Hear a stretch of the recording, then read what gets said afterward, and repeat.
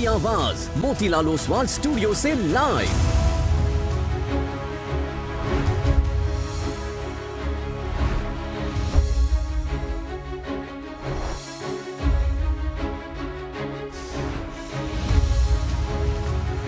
नमस्कार, CNBC आवाज़ Motilal Oswal studio में आप सभी का स्वागत है।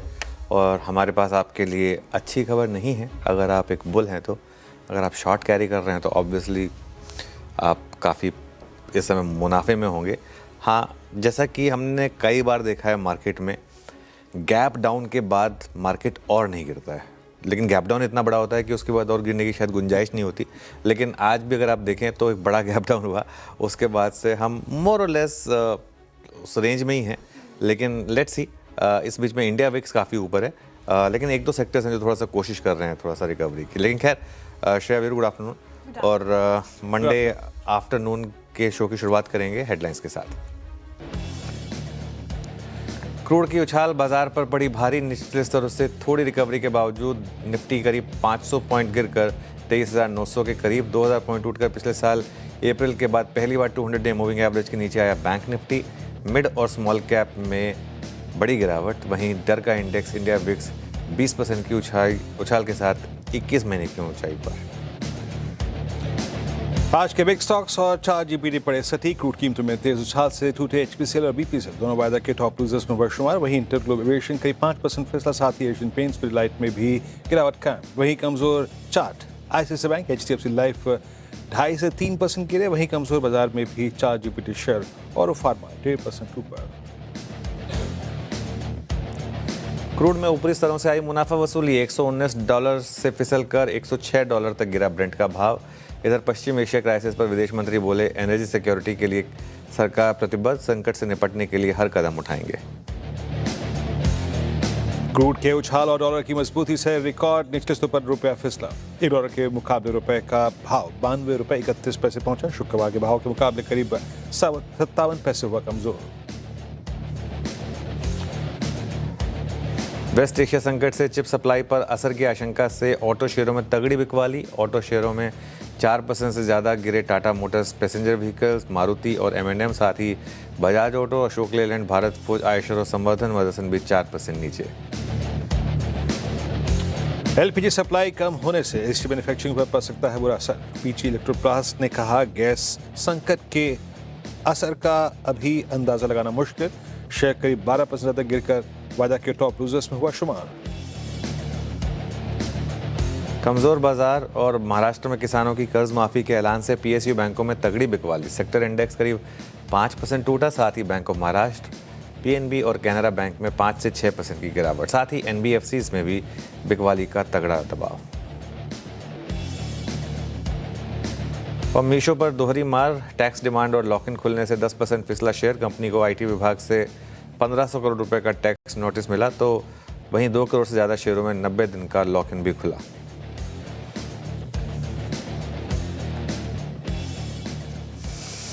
ओके, चलिए एक काम करते हैं। निफ्टी देखिए आप एक बार ज़रा स्क्रीन पर। 23,697 का लो था, 23,959 का हाई था। बीच बीच में कोशिशें होती हैं मार्केट में रिकवरी की। बड़ी रिकवरी की कोशिश आई जब क्रूड एकदम से गिरा। एक बार ज़रा क्रूड का भाव भी लेकर आइए, क्योंकि सुबह हम 116, 117 पर थे मोर और लेस, फिर हम 106 तक गिरे। हालांकि हम वापस 107-57 पर है। अब असल में दिक्कत क्या है ना, मैं बताऊँ आपको इस मार्केट की दिक्कत यह है कि बहुत इजी है लाइक फॉर कमेंटेटर्स टू से कि चलिए ठीक है आप शॉर्ट करके पैसा बना लीजिए, लेकिन अगर आप बहुत बड़े गैप डाउन में शॉर्ट कर रहे हैं तो भी मार्केट आपको ऑब्लाइज नहीं कर रहा है।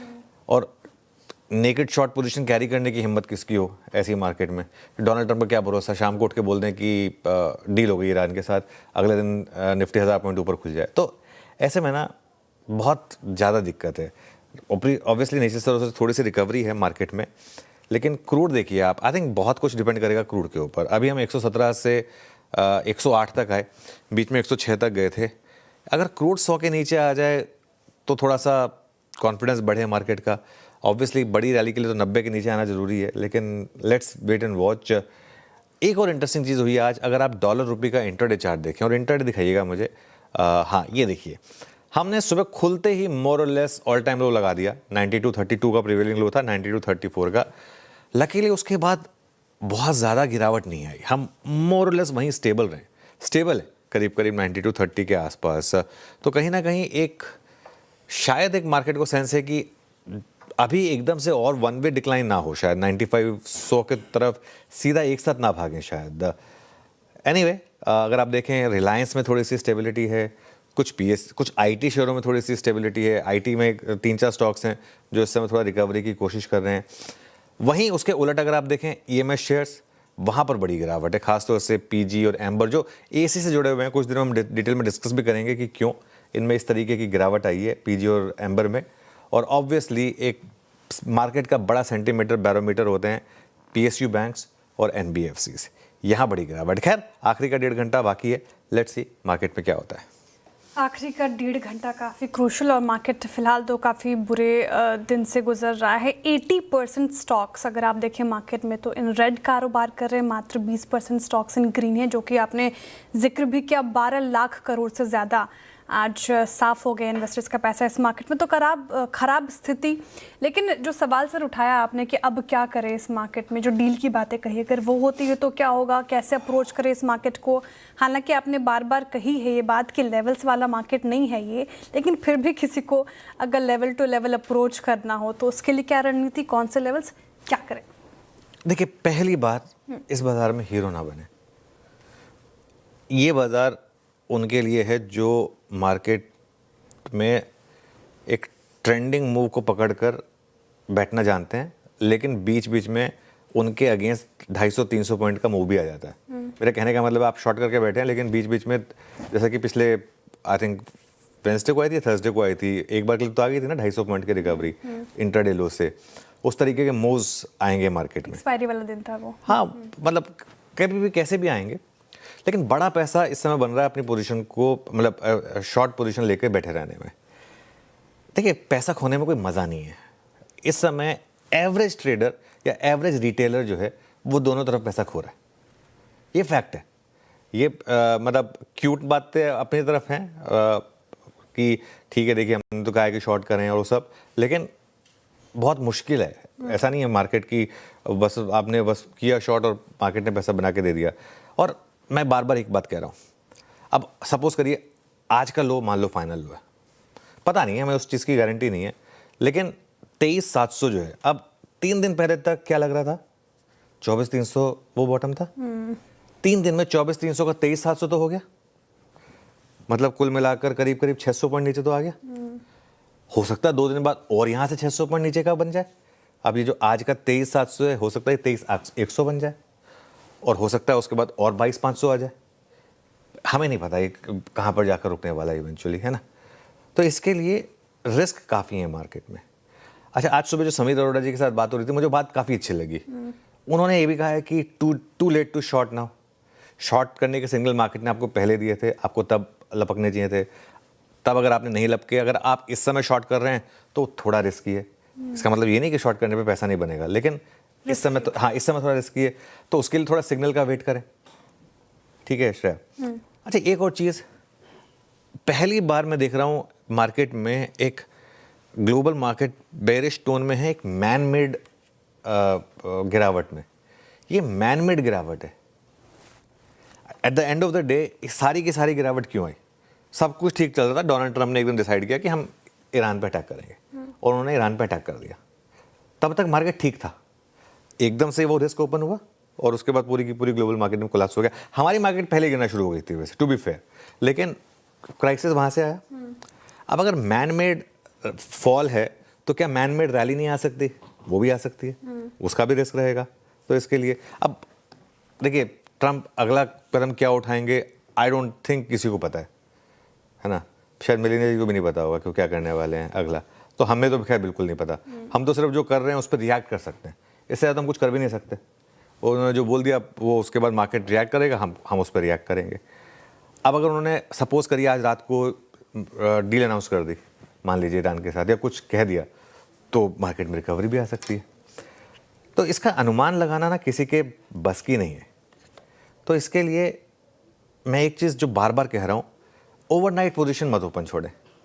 अगले दिन मार्केट आपको मौका देगा तो आप उसमें फिर काम करिए। आप अगर शॉर्ट पोजीशन कैरी कर रहे हैं, अब तक कैरी करते आए हैं, तो अब मेरे ख्याल से आप थोड़ा सा चाहें तो उसको बुक कर लें, या फिर थोड़ा सा कैसे हेज करेंगे, या तो आप लोअर लेवल के पुट राइट कर दें अपनी शॉर्ट पोजीशन के सामने जो बहुत ही आउट ऑफ द मनी हो, क्योंकि कॉल बाइंग करने का कोई सेंस नहीं है, इतने महंगे ऑप्शंस हैं और ज़बरदस्ती कॉल बाय करके हेज होगा भी नहीं आपकी शॉर्ट पोजीशन में।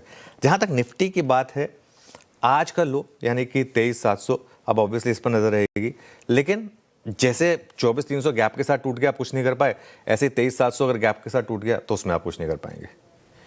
और एक और चीज़, इस मार्केट में आप प्रॉपर वाली हेजिंग नहीं कर पाएंगे।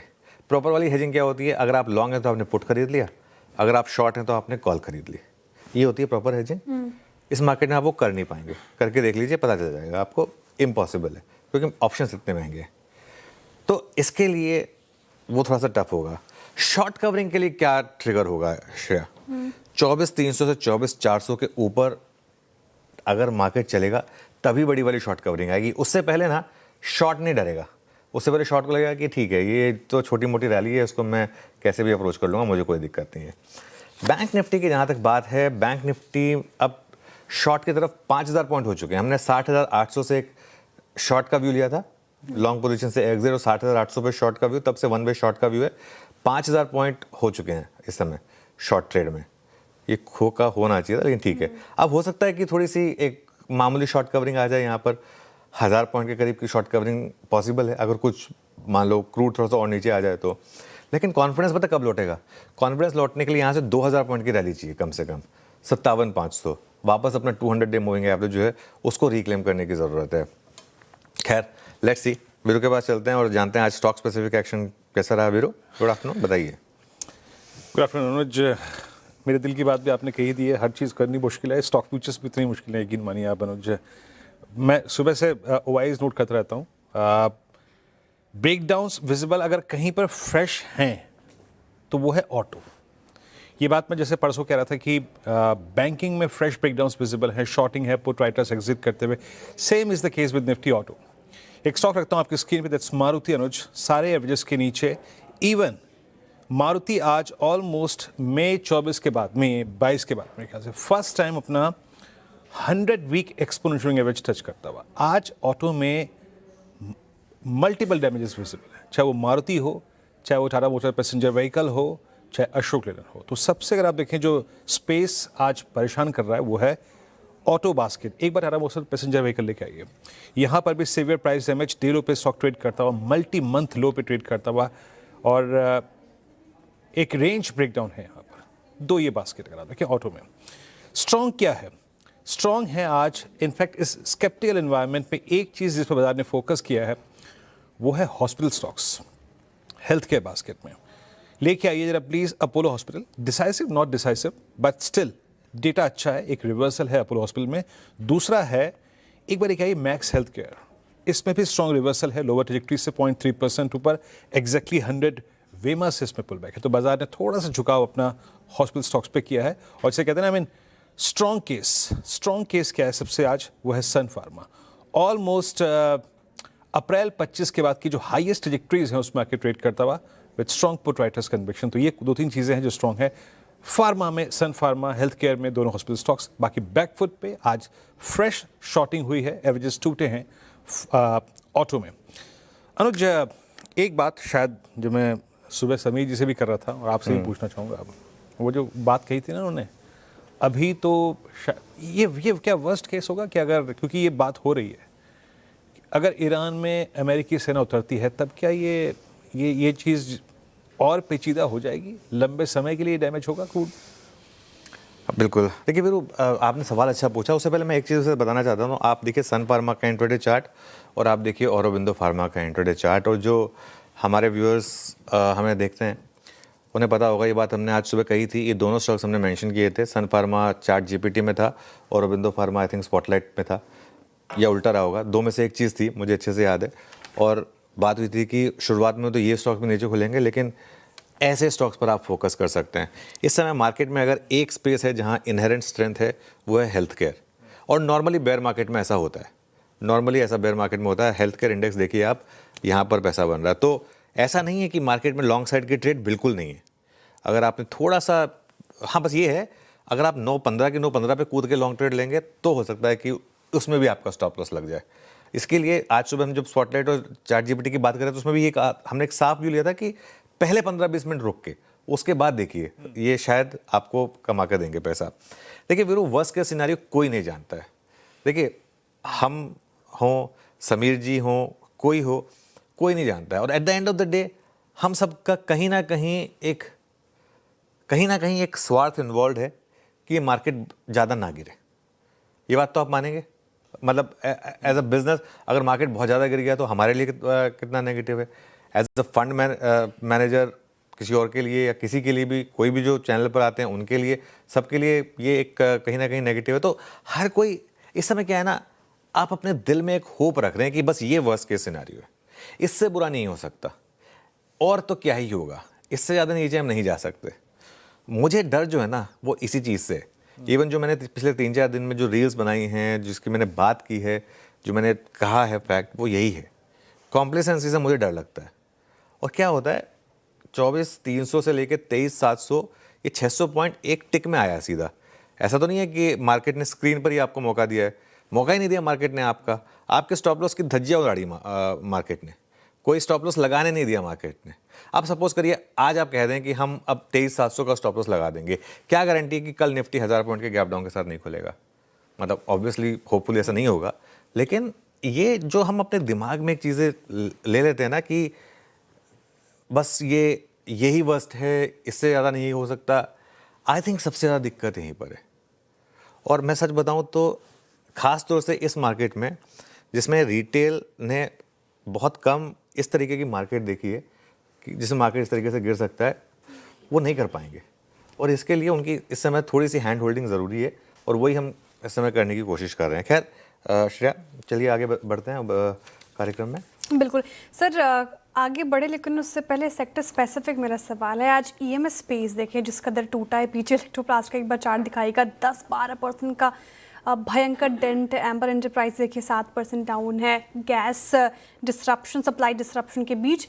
तो इस गिरावट को कैसे देख रहे हैं आप, कैसे अप्रोच किया जाए, क्योंकि सबसे ज़्यादा डेंट इसी सेक्टर पे पड़ा है आज। और सबसे बड़ी बात क्या है कि ये ना वो बात हो गई कि आप गोवा जाने की तैयारी कर रहे हैं और एकदम पीक समर में, और तभी बारिश हो गई है ना।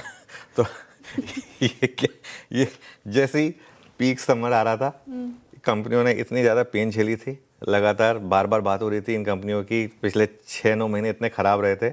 जस्ट व्हेन ऐसा लग रहा था कि अब चीज़ें इनकी सुधरने वाली हैं, वहाँ पर आकर एकदम से इस तरीके की चीज़ें आ गई। देखिए ये अब चाहे चिप शॉर्टेज एक फैक्टर है, चाहे ये जो गैस वाला मामला है, ये एक और शॉर्टेज वाला मामला है। At the end of the day अगर सेक्टर में इनहेरेंट स्ट्रेंथ है तो ये वीकनेस जो है, ऑब्वियसली पीजी का केस कंप्लीटली अलग है, क्योंकि पीजी के नंबर भी सबसे खराब थे। बाकियों के केस में फिर भी चलो ठीक है, कभी कभी इधर उधर की बातें हो जाती थी, पीजी के केस में नंबर भी बहुत खराब थे। तो इसके लिए पीजी की रिकवरी में वैसे सबको सबसे ज़्यादा डाउट इसी के केस में होता था। लेकिन फिर भी ये एकदम सबसे गलत टाइम पे आया है, जब एकदम से ऐसा लग रहा था कि एक सेक्टर ठीक होने वाला है, तब ये मामला आ गया श्रेया। तो ऑब्वियसली ये तो दिक्कत है। चलिए काम करते हैं, अब आपको रफ्तार के घोड़े फिसड्डी स्टॉक्स बता देते हैं। पहले फिसड्डी स्टॉक्स पर आते हैं क्योंकि वो ज़्यादा हैं। रफ्तार के घोड़े तो नाम मात्र के 1-2 हैं, और रफ्तार भी नहीं कहेंगे उन्हें, 20 की स्पीड पे भाग रहे हैं वो भी। तो फिसड्डी स्टॉक्स में सबसे पहले हैं एम्बर और पीजी इलेक्ट्रोप्लास्ट। देखिए ईएमएस शेयरों में बड़ी गिरावट है, कुछ देर में समझेंगे भी कि क्यों एग्जैक्टली है गिरावट, लेकिन ये दोनों स्टॉक्स क्लियरली स्टैंड आउट कर रहे हैं। Tata Motors passenger vehicles, obviously वो जो चिप शॉर्टेज का डर लौट रहा है उसकी वजह से इसमें गिरावट आई। आपको याद होगा पिछली बार भी जब टाटा मोटर्स में गिरावट आई थी, तब ये कंबाइंड स्टॉक हुआ करता था, तब भी वो चिप शॉर्टेज की वजह से आई थी। चिप शॉर्टेज का सबसे ज़्यादा सेंसिटिव स्टॉक जो है वो यही है। वैसे तो क्या सारी हैं, लेकिन ये सबसे ज़्यादा है। बैंक ऑफ इंडिया, देखिए मार्केट का सेंटीमेंट ख़राब है, प्लस वो जो फार्म लोन वेवर वाली बात है उसका कहीं ना कहीं एक रिस्क ओपन हो रहा है। मार्केट को ये सब चीज़ें पसंद नहीं आती, इसके लिए करीब 6.5% नीचे ये स्टॉक आपको गिरता हुआ दिखाई देगा। और इसके अलावा अगर आप देखें HPCL, तो क्रूड ये 100 के ऊपर है अभी भी, इस वजह से यहाँ पर आप क्लियरली एक बड़ी गिरावट देख रहे हैं। रफ्तार के घोड़े स्टॉक्स में 2 हैं। MCX, जैसे मैं कह रहा हूँ कि एग्जैक्ट रफ्तार तो नहीं कहेंगे, लेकिन फिर भी इस मार्केट में जो ना गिरे वही अच्छा है, तो 0.5% चला है कम से कम। कमोडिटी ट्रेडिंग की तरफ वॉल्यूम्स बढ़ेंगे, क्लियरली बढ़ भी रहे हैं, उसका एक फ़ायदा इसको मिल रहा है। और Dhampur sugar, I think sugar as a space अच्छा कर रही है। ग्लोबली शुगर प्राइसेस भले ही नीचे आ रहे हैं, लेकिन इंडिया में शुगर प्राइसेस ऊपर आ रहे हैं और इंडिया में प्रोडक्शन का एक क्लियर कट शॉर्टेज बन रही है यहाँ पर, तो इस वजह से ये एक स्टॉक है जहाँ पर आज आप थोड़ी सी तेज़ी देख रहे हैं। चलिए अच्छा कार्यक्रम का क्रम समझते हैं और कुछ ट्रेंडिंग स्टॉक्स। ओके, तो ट्रेंडिंग स्टॉक्स के साथ शुरुआत करते हैं। मार्केट में काफ़ी पेन है, तो शुरुआत करेंगे मंदी के ट्रेंडिंग स्टॉक्स के साथ। वही सारे स्टॉक्स सर जो अभी आपने बताए हैं, Tata Motors, PV, chip shortage का डर, महिंद्रा एंड महिंद्रा, पूरे क्रूड ऑयल जिस तरीके से सर्ज हुआ, उसका इम्पैक्ट ऑटो स्पेस में भी देखने को मिल रहा है। अल्ट्राटेक सीमेंट 5.5% डाउन और मारुति सुजुकी भी आपको ऑटो स्पेस से 5% नीचे कारोबार करता हुआ नजर आएगा। और अगेन ईएमएस स्टॉक्स आपको नजर आएंगे। पीजी इलेक्ट्रोप्लास 13.5% का तगड़ा डेंट, एम्बर एंटरप्राइजेस 7% टूटा, गैस सप्लाई डिस्ट्रप्शन, वो चिप शॉर्टेज वाली खबर। एचपीसीएल, बैंक ऑफ इंडिया ने भी लूजर्स में जगह बनाई है। क्रूड का इम्पैक्ट एचपीसीएल और bank of India, PSU banks काफ़ी गिरे हैं आज फार्म लोन्स वेवर के खबर के बाद। लेकिन कुछ स्टॉक्स जो ठीक ठाक परफॉर्म कर रहे हैं, सन फार्मा भी जिक्र कर रहे थे, स्पॉटलाइट आज का, और chart GPT, Nifty pharma discuss हुआ था चार्ट जीपीटी में भी। अपोलो हॉस्पिटल नाम मात्र इन ग्रीन ट्रेड करता हुआ। और है क्या तेज़ी के ट्रेंडिंग स्टॉक्स? शायद डीमार्ट, और एक बार रखेंगे अगर वायदा बाजार से, नहीं डीमार्ट नहीं, हाँ डीमार्ट है। एवेन्यू सुपर मार्ट करीब 1% है। M6 अभी जिक्र हो रहा था। शुरुआत से ही आज देखें तो मार्केट में तेज़ है, और बिंदु फार्मा आपको 1% से ज़्यादा कारोबार करता हुआ नजर आएगा इस खराब मार्केट में भी। लेकिन कार्यक्रम का क्रम समझते हैं, शो फ्लो समझते हैं कि क्या होगा इस शो में। फंडामेंटल राय देंगे हमारे साथ है SMIFS के शरद अवस्थी जी, टेक्निकल कॉल्स लेंगे हम प्रकाश गाबा, मानस जायसवाल, राजेश पालविया, राजेश सातपुते, आशीष बहेती और सुमिल मेहता जी से। 2:20 पर आशीष वर्मा और आशीष चतुर्वेदी से जानेंगे क्रूड में तेजी का असर क्या है। 2:35 पर कंचन बताएंगे आपको कि ग्लोबल चिप सप्लाई पर संकट का किन भारतीय इंडस्ट्री पर असर पड़ सकता है। 2:45 पर नूपुर से जानेंगे ईरान टेंशन से बाजार में करेक्शन। 2:50 पर आशीष और नूपुर से जानेंगे मीशो के बुल वर्सेस बेयर। 2:55 पर मार्केट वॉइस में हमारे साथ जुड़ेंगे अबैकस एसेट मैनेजर के सीनियर फंड मैनेजर अमन चौहान जी। 3:10 पर अनुजी से समझेंगे अगले स्ट्रैटेजी। 3:15 पर डीली रूम चेक। 3:20 पर BTST STBT कॉल्स। ओके, चलिए एक बार ज़रा निफ्टी वापस लेकर आइए, एक बार ट्रेड्स पर आए उससे पहले। और थोड़ा सा मार्केट, जैसे हम कह रहा था कि कोशिश तो कर रहा है रिकवरी की, लेकिन दिक्कत ये है कि कोई भी कोशिश जो है वो उतनी सक्सेसफुल है नहीं अब तक। 23,880, और कहीं ना कहीं एक डर हमेशा रहता है कि बस वो एक नॉक आएगा और वापस आप डेलो तोड़ देंगे, तो वो रिस्क हमेशा ओपन रहेगा यहाँ पर इस समय। एक दो स्टॉक्स हैं जो थोड़ा कोशिश कर रहे हैं थोड़ा सा अपने आप को बचाने की गिरावट में, लेकिन फिर भी ओवरऑल मूड जो है वो काफ़ी ख़राब है। चलिए अब हमारे पैनल के पास चलते हैं और बात करते हैं कुछ ट्रेड्स की। गुड आफ्टरनून आप सभी को। गावा सर बताइए क्या ट्रेड लेंगे इस समय? गुड आफ्टरनून भैया। एक्चुअली मार्केट तो वीक है, लेकिन मैंने एक सेक्टर है फार्मा में थोड़ी हरकत नजर आती है ऑन द लॉन्ग साइड। तो स्टॉक जो चुना है मैंने वो है ऑरो फार्मा, इसमें स्ट्रेंथ नजर आती है। ट्रेड करा 1245, स्टॉप लगाएंगे 10 रुपए का, ज्यादा नहीं लगाएंगे, 10 रुपए का बस। तो 1235 का स्टॉप लगाना चाहिए। Target 1260 to 1270, not very aggressive. चला जाए तो ज्यादा जा सकता है ऑरो फार्मा। जी, और फार्मा जिसकी टिप्पणी हुई थी कुछ देर पहले भी, सन फार्मा सब करा देखें अच्छा स्ट्रॉन्ग मूव देते हुए, और pharma D high. Rajesh Palviya ji, good afternoon, आपका trade? Good afternoon Viren ji, good afternoon everyone. So short side का ट्रेड ही यहाँ पे सजेस्ट करेंगे, और हमें लगता है OMC कंपनी में ब्रेकडाउन देखने को मिला है। हिंद पेट्रो पे शॉर्ट करने की सलाह है। स्टॉक में अगर हम देखें तो स्ट्रक्चर तो वीक हो चुका है, और स्टॉक में अपने वीकली चार्ट पे भी इंपॉर्टेंट मल्टीपल सपोर्ट एरिया के आसपास से ब्रेकडाउन यहाँ पे आते हुए दिखा है। तो हमें लगता है कि जब तक अब ये स्टॉक 385 के नीचे सस्टेन है, यहाँ पे शॉर्ट साइड का ट्रेड लिया जा सकता है। On the down side target हमें लगता है इसमें 370 की तरफ आते हुए दिख सकते हैं। स्टॉप लॉस रखेंगे करीब 385 के आसपास। ओके, HPCL सेल की कॉल राजेश पालवे जी की तरफ से। राजेश सातपुते जी, गुड आफ्टरनून, आप क्या पिक कर रहे हैं? Good afternoon Shreya, good afternoon everyone. Shreya देखिए, मुझे PSU बैंकिंग में ज्यादा वीकनेस लगता है, और उसमें से मेरा सेल कॉल रहेगा इंडियन बैंक। 887 के आसपास ये फ्यूचर में चल रहा है, तो हमारा स्टॉप लॉस होगा 905 का। इसका आज जिस तरह से इसने अपने 50 DMA को तोड़ा है, मुझे लगता है कि यहाँ पे वीकनेस और बढ़ेगी। ओपन इंटरेस्ट भी बढ़ रहा है, शॉर्ट बिल्टअप ज्यादा है। तो इसका जो टारगेट रहेगा श्रेया, वो रहेगा इसका 100 DMA जो करीबन 850 के आसपास बनता है। तो 850 के टारगेट के लिए Indian Bank is a sell. Okay, Indian Bank is a sell. इस समय देखिए इंडियन बैंक सबसे मजबूत PSU बैंक था, अब वापस स्थिति पलट गई। मानस जी गुड आफ्टरनून, बताइए आपकी trade. Good afternoon Anuj ji. तो देखिए REC लिमिटेड पे एक सेल ट्रेड लेना है।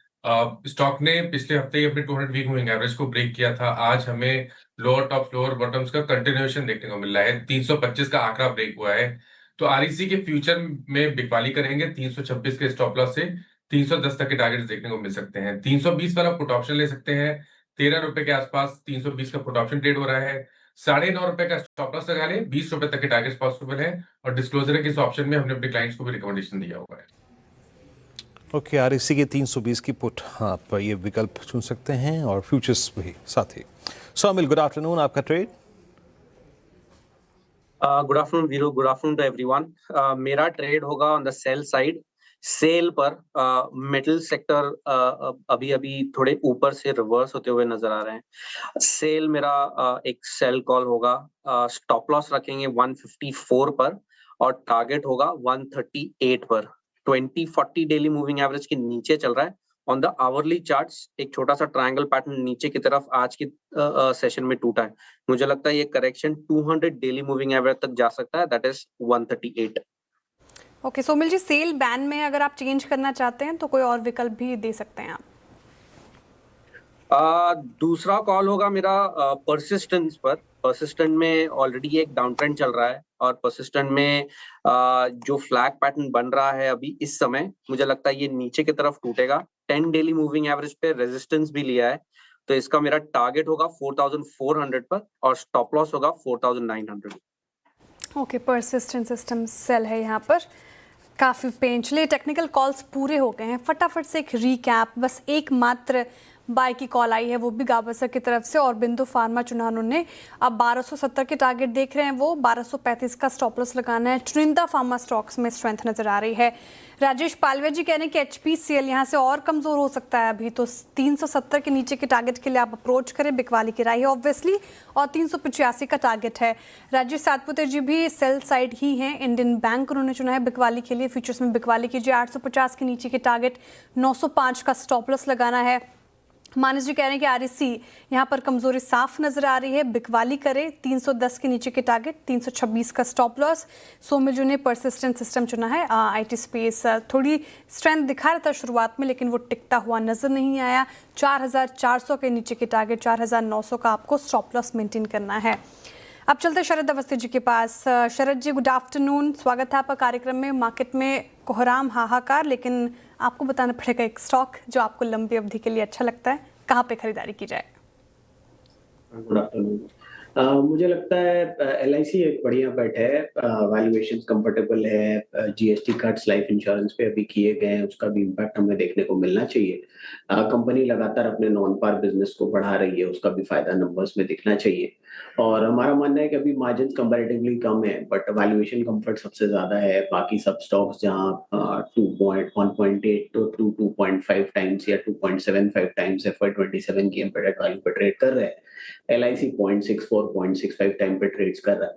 तो हमें लगता है जिस टाइप से चेंज हो रहा है सिनेरियो, खास करके GST को लेके प्लस बैंक एश्योरेंस वगैरह को भी लेके, जो ऑलरेडी बैंक्स के ऊपर थोड़ी सख्ती हो रही है, तो ये सबका फायदा इनको मिलना चाहिए। इसके अलावा RBL के संग इन्होंने एक टाई अप भी किया है, जिसका फायदा इनको मिलना चाहिए। तो हमें लगता है आइडियली 1.5 के आसपास का price to embedded value LIC को मिलना चाहिए। तो 1300 से 1400 रुपए के शुरुआती लक्ष्य के हिसाब से LIC ओवर गया।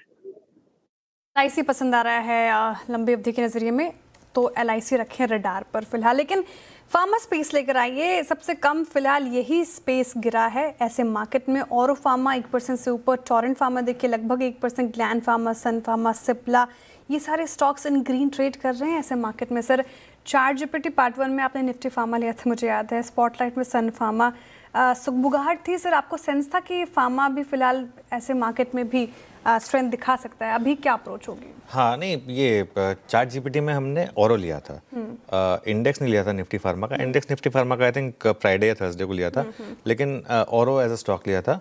और स्पॉटलाइट में हमने सन फार्मा लिया था। देखिए, मैं जो नंबर वन चीज़ देखता हूँ ना, वो होती है रिलेटिव स्ट्रेंथ। इस मार्केट में मैं अभी भी आपको बोल रहा हूँ कि अगर आपको कहीं लॉन्ग करना है ना, तो वो रिलेटिव स्ट्रेंथ पे फोकस करिए। और रिलेटिव स्ट्रेंथ में भी वो कंपनियां जिनके बिजनेस मॉडल अच्छे हैं, जैसे कि फार्मा। फार्मा क्लियरली इस समय एक अभी आपके लिए नंबर वन स्पेस बनकर आ रही है, क्योंकि देखिए क्या होता है, आप सब कुछ थोड़ा ना बेच देंगे, और फंड्स जो हैं, कुछ ग्लोबल फंड्स हैं, कहीं ना कहीं तो पैसा लगाएंगे। आईटी में अभी भी बॉटम नहीं बना है, वैसे let me make it very clear.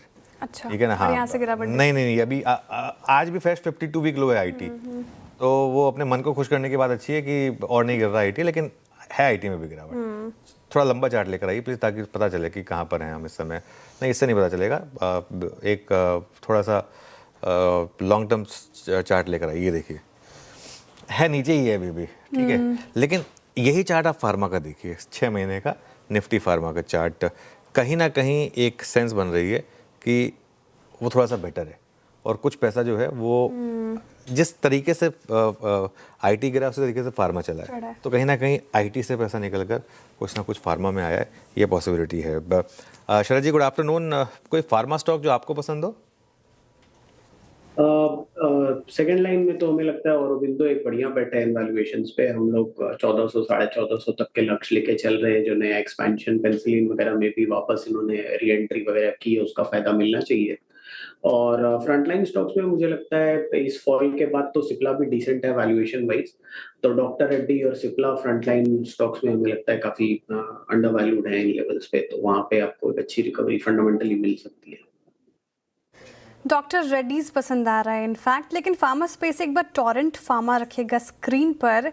और आज एक सिटी ग्रुप की रिपोर्ट आई थी, काफ़ी अग्रेसिव, इनफैक्ट 5100 तक के टारगेट प्राइस आए थे, और जो बातें कही गई वो काफ़ी पॉजिटिव थी। एक तो इनकी जो जेबी केमिकल और फार्मास्यूटिकल के साथ एक्विजिशन है, उसको इंटीग्रेट करने पर कंपनी फोकस कर रही है। मैनेजमेंट को भरोसा है कि इससे 400 से 450 करोड़ तक की कॉस्ट सिनर्जीज मिल सकती हैं, और आगे भी रेवेन्यू सिनर्जीज की उम्मीद है। साथ ही ग्रोथ आउटलुक को लेकर काफ़ी पॉजिटिव सिटी और कंपनी दोनों ही दिख रहे थे। फिनेंशियल आउटलुक भी काफ़ी मजबूत नज़र आ रहा है। टोरेंट फार्मा, सोमिल जी आप देखिए चार्ट पर, निचले स्तरों से अच्छी रिकवरी, ब्रोकरेजेस का थम्स अप, अप्रोच करें। एब्सोल्युटली, अभी जस्ट मैं वही यही स्टॉक देख रहा था। टोरेंट फार्मा एक ट्रायंगल पैटर्न बना है, रनिंग ट्रायंगल बना है। आज के सेशन में 20 डेली सिंपल मूविंग एवरेज पे सपोर्ट लिया है, और अच्छा मोमेंटम है। Auro Pharma, Torrent Pharma, few of them are looking really good. Mankind भी रिवर्सल थोड़ा सा दिखा रहा है, लेकिन अगर टोरेंट फार्मा का वेरी स्पेसिफिकली देखें तो मुझे लगता है ऊपर में 4500 तक ये जा सकता है, और नीचे में स्ट्रिक्ट स्टॉप लॉस लगाए 20 डेली मूविंग एवरेज पर आज के लो के आसपास 4240 के आसपास एक स्टॉप लॉस लगा के आप इसे लॉन्ग कर सकते हैं। I will be positive on pharma. Positive on pharma. और ये जिस हम बात भी कर रहे थे सुबह भी, ChatGPT में जिक्र हुआ उसका पे स्पॉटलाइट में, और OI प्लेसमेंट फार्मा की बहुत स्ट्रॉन्ग है, याद रखिएगा। मैं थोड़ा झुकाव रखूंगा एक बार हल्का सा अपनी अगली चर्चा के लिए हॉस्पिटल स्टॉक्स पे। राजेश पालवे जी, लुक एट अपोलो। क्या शार्प रिवर्सल है इस स्टॉक में आज। अपोलो को जोड़ लीजिए, या फिर मैक्स को जोड़ लीजिए, या फिर फोर्टिस को जोड़ लीजिए। अगर वाकई हम थोड़ा सा एक सेफ बेट लेना चाहते हैं, तो हॉस्पिटल्स में आपको क्या ठीक लग रहा है इस वक्त रिवर्सल खेलने के लिए? तो आई थिंक वीरेन जी, अगर हम ये तीनों चारों स्टॉक्स को कंपेयर करें तो यहाँ पे अपोलो हॉस्पिटल का स्ट्रक्चर यहाँ पे क्वाइट इंटरेस्टिंग है। अगर स्टॉक को देखें तो स्टॉक में डेली चार्ट पे स्टॉक ने अपनी एक अप स्लोपिंग ट्रेंड लाइन से ही सपोर्ट किया, और 20 डे मूविंग एवरेज को डिफेंड करने में भी कामयाब रहा है इस तरीके के वोलेटाइल मार्केट में। तो मैं लगता है हॉस्पिटल हेल्थ केयर स्पेस में अपोलो हॉस्पिटल यहाँ पे प्रिफर्ड चॉइस होगी। और जिस तरीके के सेटअप है यहाँ पे 7850 के लेवल अगर ये क्रॉस करता है क्लोजिंग बेसिस पे, तो ये मोमेंटम यहाँ पे आगे भी बढ़ सकता है। तो अभी जिनके पास ट्रेड है लॉन्ग साइड का, बने रह सकते हैं 7600 के स्टॉप लॉस से। ओके, चलिए आप एक काम करते हैं, आगे बढ़ते हैं। वेस्ट एशिया क्राइसिस के चलते स्ट्रेट ऑफ हॉर्मुज से सप्लाई बंद होने और यूएई और कुवैत के प्रोडक्शन में कमी के चलते कच्चे तेल में आग लगी हुई है। और अभी कुछ देर पहले मैं खबर देख रहा था, ईरान ने कहा है कि अगर पड़ोसी देशों ने हेल्प नहीं की तो हम प्रॉमिस करते हैं क्रूड 200 हो जाएगा। तो ऐसे में आज हम 119 तक गए थे, वहाँ से नीचे आए। ऑयल का ये शॉक कितना बड़ा है ये बताने के लिए हमारे दोनों आशीष हमारे साथ हैं, आशीष चतुर्वेदी और आशीष वर्मा। पहले आशीष चतुर्वेदी के पास चलते हैं, जानते हैं कि क्रूड ने क्या कोहराम मचाया हुआ है। सर बड़ा हिस्टोरिक कोहराम यहाँ पर देखने को मिल रहा है। आज का सर्ज आप देखें तो बड़ा हिस्टोरिक है, 25-30% तक के मूव बहुत मैसिव माने जाएंगे। लेकिन खास बात है कि पिछले 3 महीने में भी आप देखें तो क्रूड में तकरीबन 90% की तेजी देखने को मिली है और ये 34 साल का रिकॉर्ड टूटा है। दरअसल 34 साल पहले यानी 1990 में जब गल्फ की वॉर हुई थी तब 140% का इजाफा देखने को मिला था। अब पिछले 3 महीने में 90% की तेजी है। जब कोविड की रिकवरी आई थी तभी भी क्रूड पर सबका फोकस था, लेकिन तब सिर्फ 60% क्रूड चला हुआ था।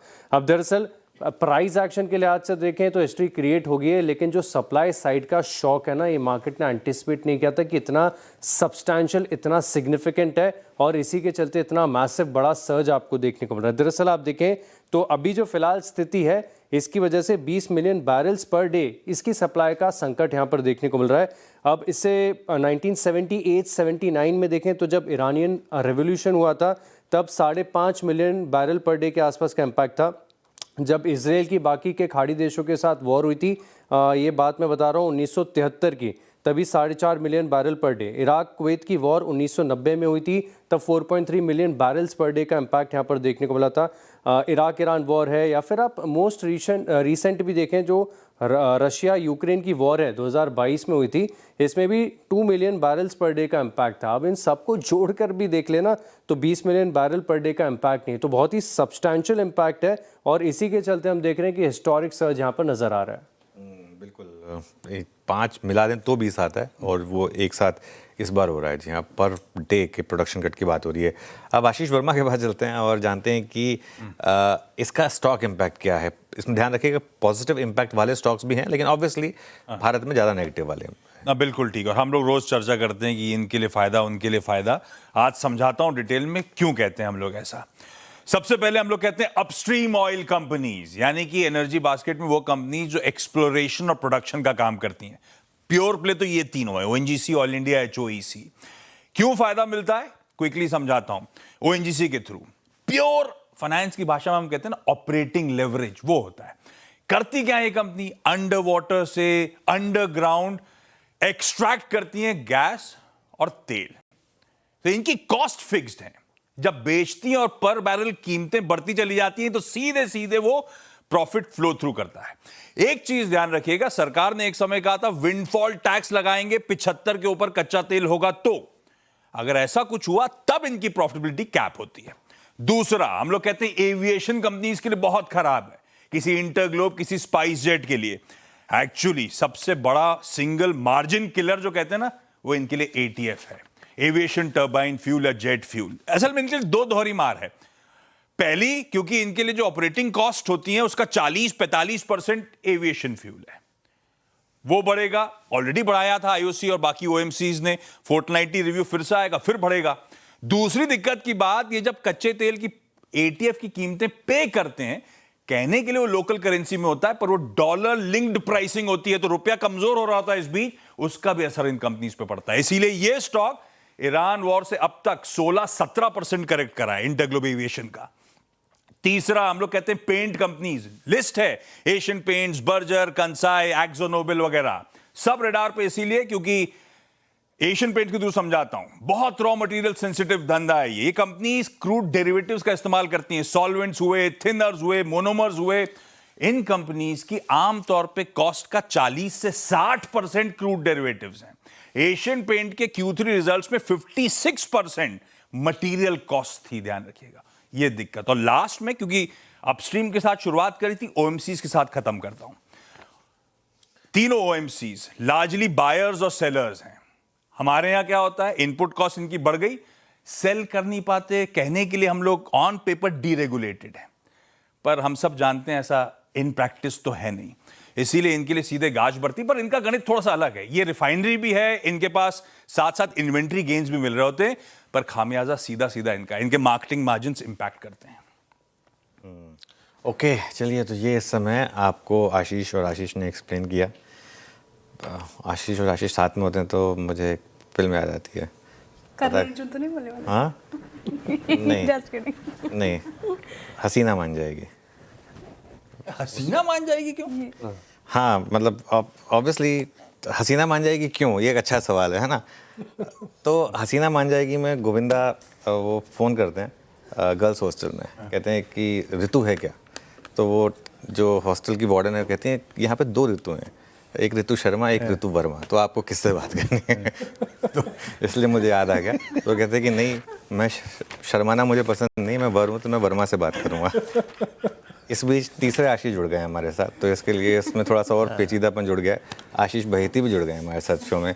आशीष जी गुड आफ्टरनून, बताइए इस समय। वैसे बाय द वे दोनों आशीष, आप दोनों को बहुत बहुत शुक्रिया ये पूरा क्रूड का एंगल हमें एक्सप्लेन करने के लिए। अब आशीष बहेती के पास चलते हैं। चलिए आशीष जी बताइए आपकी ट्रेड इस समय की। गुड आफ्टरनून अनुज जी, गुड आफ्टरनून एवरीवन। अनुज जी, डिक्सन टेक पे बिकवाली की सलाह रहेगी। डिक्सन ने 52 वीक लो अपना तोड़ा और हमें लग रहा है कि यहाँ पे और गिरावट बढ़ते हुए देखने मिल सकती है। स्टॉक में काफी सेलिंग प्रेशर दिख रहा है। तो यहाँ पर बिकवाली की सलाह है जो स्टॉप लॉस इसमें मेंटेन करना और 9,900 का एसएल मेंटेन करे। नीचे में जो टारगेट रहेंगे 9,600 और 9,400 तक इसमें दिखे जा सकते हैं।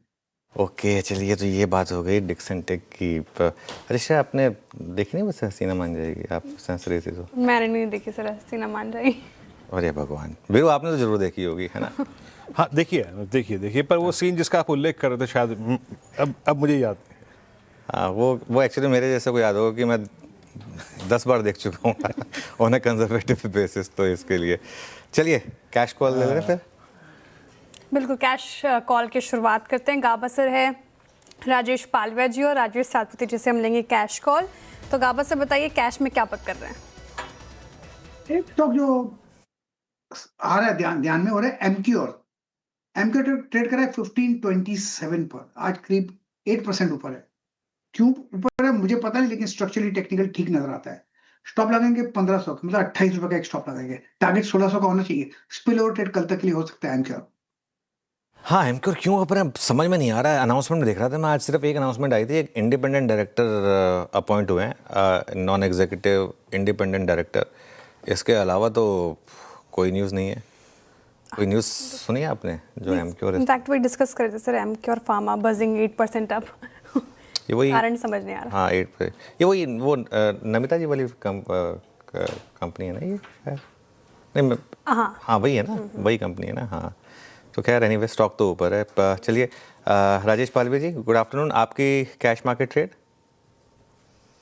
Good afternoon Anuj ji. तो अनुज जी यहाँ पे फिनोलेक्स केबल पसंद आ रहा है कैश सेगमेंट से, और हमें लगता है जिस तरीके से एक बड़े करेक्शन के बाद स्टॉक में लोअर साइड पे एक बेस बिल्डिंग एक्टिविटी देखने को मिला है, और मंथली वीकली चार्ट पे भी यहाँ पे एक ब्रेकआउट देखने को मिला है। ट्रेंड रिवर्सल के साइन है, नियर टर्म चार्ट पे स्ट्रेंथ है, तो यहाँ पे बाय करने की सलाह है। अपसाइड के टारगेट 980 985 की तरफ आते हुए दिख सकते हैं। ऑन द डाउन साइड 950 के आसपास स्टॉप लॉस रखेंगे। बड़ा एक स्ट्रॉन्ग स्ट्रक्चर पिक किया आपने राजेश पालवे जी। फिनोलेक्स केबल 963 ऑलमोस्ट जुलाई 25 के बाद अब तक की हाईएस्ट ट्रिजेक्टरी में ट्रेड करता हुआ सारे एवरेजेस के ऊपर। केबल वायर सेगमेंट में हमने अच्छी तेजी देखी थी, उसमें कैंडिडेट ये भी। राजेश सतपुते जी आपका ट्रेड इस वक्त का? वीरेंद्र जी देखिए, मुझे लगता है कि शुगर पैक्ट में यहाँ पे मोमेंटम अच्छा है, स्ट्रेंथ अच्छी है, तो इसलिए मैंने बलरामपुर चीनी मिल्स को चुना है। 491 चल रहा है, 490 का इसका बाय बनता है, तो इससे buy above 490 485 should be the stop loss. Target रहेगा 505 का, 505 510 तक का एक स्विंग मुझे लगता है बलरामपुर चीनी मिल्स में आना चाहिए। ओके बलरामपुर चीनी। तो कैश कॉल्स पूरी हो गई। यहाँ पे कैश में अच्छी बात यह है कि अनवांटेड शॉर्टिंग का रिस्क नहीं होता है, तो एक सेगमेंट हमारा कैश कॉल का। बलरामपुर चीनी डे हाई पे। फिनोलेक्स केबल का जिक्र हुआ। शरद जी केबल वायर सेगमेंट में अच्छे मूव थे, बहुत स्ट्रॉन्ग मूव थे, और मैं KI इंडस्ट्रीज को देखिए आप, स्ट्रॉन्ग मूव यहाँ पे। उसके बाद आप उससे पहले हेवल्स को देखिए, that I think data centre theme वो अच्छा कर रही थी। आप लोगों ने अपने क्लाइंट्स को केबल और वायर सेगमेंट में क्या क्या कमिट कराया? स्पेसिफिकली देखिए, ये सेगमेंट में तो हम लोगों ने ऐसा कुछ रिकमेंड किया नहीं है, लेकिन हाँ जिस तरीके से सेमीकंडक्टर वगैरह में रिक्वायरमेंट निकल के आ रही है, डिमांड को एक बहुत बड़ा बूस्ट मिल सकता है।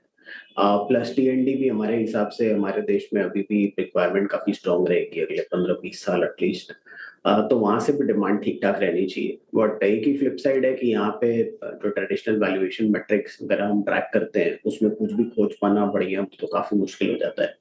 क्योंकि जनरली थोड़ा एक्सपेंसिव ही ट्रेड करते हैं। हैवेल्स शायद बॉर्डर लाइन के आसपास ट्रेड कर रहे हैं, बट बाकी स्टॉक्स में अभी भी मुझे लगता है कि वैल्यूएशन फ्रॉड ज़्यादा है। हालाँकि अगले 10-12 साल की ट्रैजेक्टरी काफ़ी बढ़िया रहनी चाहिए, लेकिन जो ऑप्टिमिज्म प्राइस में बिल्ट इन है वो थोड़ा ज़्यादा है, तो हम लोगों ने तो ऐसा कुछ कमेंट अभी तक नहीं किया है।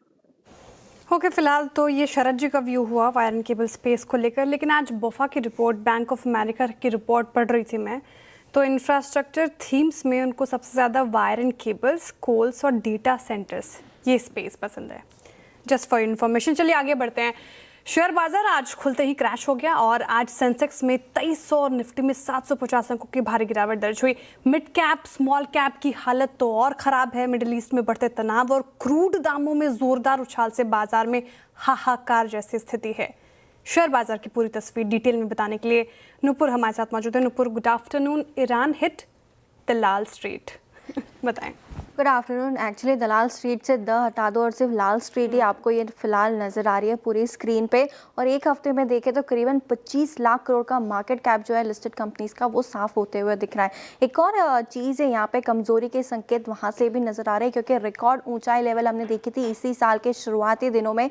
5 जनवरी के दिन निफ्टी ने रिकॉर्ड हाई लेवल लगाया था और वहाँ से निफ्टी देखे तो 10% आपको नीचे दिखेगा। और जब 10% की कमज़ोरी आती है इंडेक्स लेवल पे तो टेक्निकली भी कमज़ोर माना जाता है। इनफैक्ट ऊंचाई और रिकॉर्ड लेवल से देखें तो करीबन 43 लाख करोड़ का मार्केट कैप जो है वो साफ होते हुए नजर आ रहा है। पिछले 8 दिनों में जब से युद्ध शुरू हुआ है तब से देखें तो निफ्टी में 5% की कमजोरी दिखेगी। निफ्टी बैंक देखें तो 8% की कमजोरी यहाँ पे नजर आ रही है। मिड कैप स्मॉल कैप में भी 5% से ज़्यादा की कमजोरी है। और इसी डर और वॉलेटिलिटी की वजह से करीबन जो विक्स है, वॉलेटिलिटी इंडेक्स है, वो 77% जंप कर आपको दिखा रहा है कि डर का माहौल है और बाजार में वॉलेटिलिटी फिलहाल दिखेगी। सेक्टोरल पे नजर डालें, सेक्टोरल इंडिसेस पे तो निफ्टी पीएसयू में सबसे ज्यादा कमजोरी है, 11% की कमजोरी, 9% नीचे टूरिज्म इंडेक्स है। रियल्टी एनर्जी में भी 4 से 7% की कमजोरी यहाँ पर आपको नजर आ रही है। इसके अलावा बाकी के भी जो सेक्टोरल इंडिसेस है वहाँ पर भी आपको दिखेगी कमजोरी। ऑटो में 8%, एफएमसीजी आईटी में भी 2 से 4% की कमजोरी है। इसके अलावा टॉप लूजर्स में निफ्टी के जो पिछले 8 दिनों में कमजोरी नजर आई है, टाटा मोटर्स 13% नीचे, इंडिगो 13% आपको नीचे दिखेगा। इनफैक्ट 52 वीक हाई से इंडिगो तो 30% की ज़्यादा की कमजोरी है। एलएनटी 11%, अल्ट्राटेक सीमेंट और टाटा स्टील में भी 10% से ज़्यादा की कमजोरी है। निफ्टी 500 बड़ा होता है जहाँ पे देखें तो कम से कम 15 से 20% के ऐसे स्टॉक्स है जहाँ पे कमजोरी आती हुई नजर आ रही है। Netweb, JK tyre, sports motors, Petronet LNG, Mahanagar gas जैसे स्टॉक्स है जहाँ पे डबल डिजिट से ज़्यादा की कमजोरी यहाँ पर देखने को मिली है। और मिड कैप की भी बात करें तो bank of India, RVNL, HPCL, union bank, Ashok Leyland जैसे कितने सारे स्टॉक्स हैं जो 12 से 15% मात्र 8 दिनों में कमजोर हुए हैं। तो 10% निफ्टी अपने रिकॉर्ड लेवल से नीचे है फिलहाल। ओके, तो ये बात हो गई मार्केट की। जिस तरीके से वॉर के बाद टूटा है वो तस्वीर समझाने के लिए शुक्रिया नुपुर।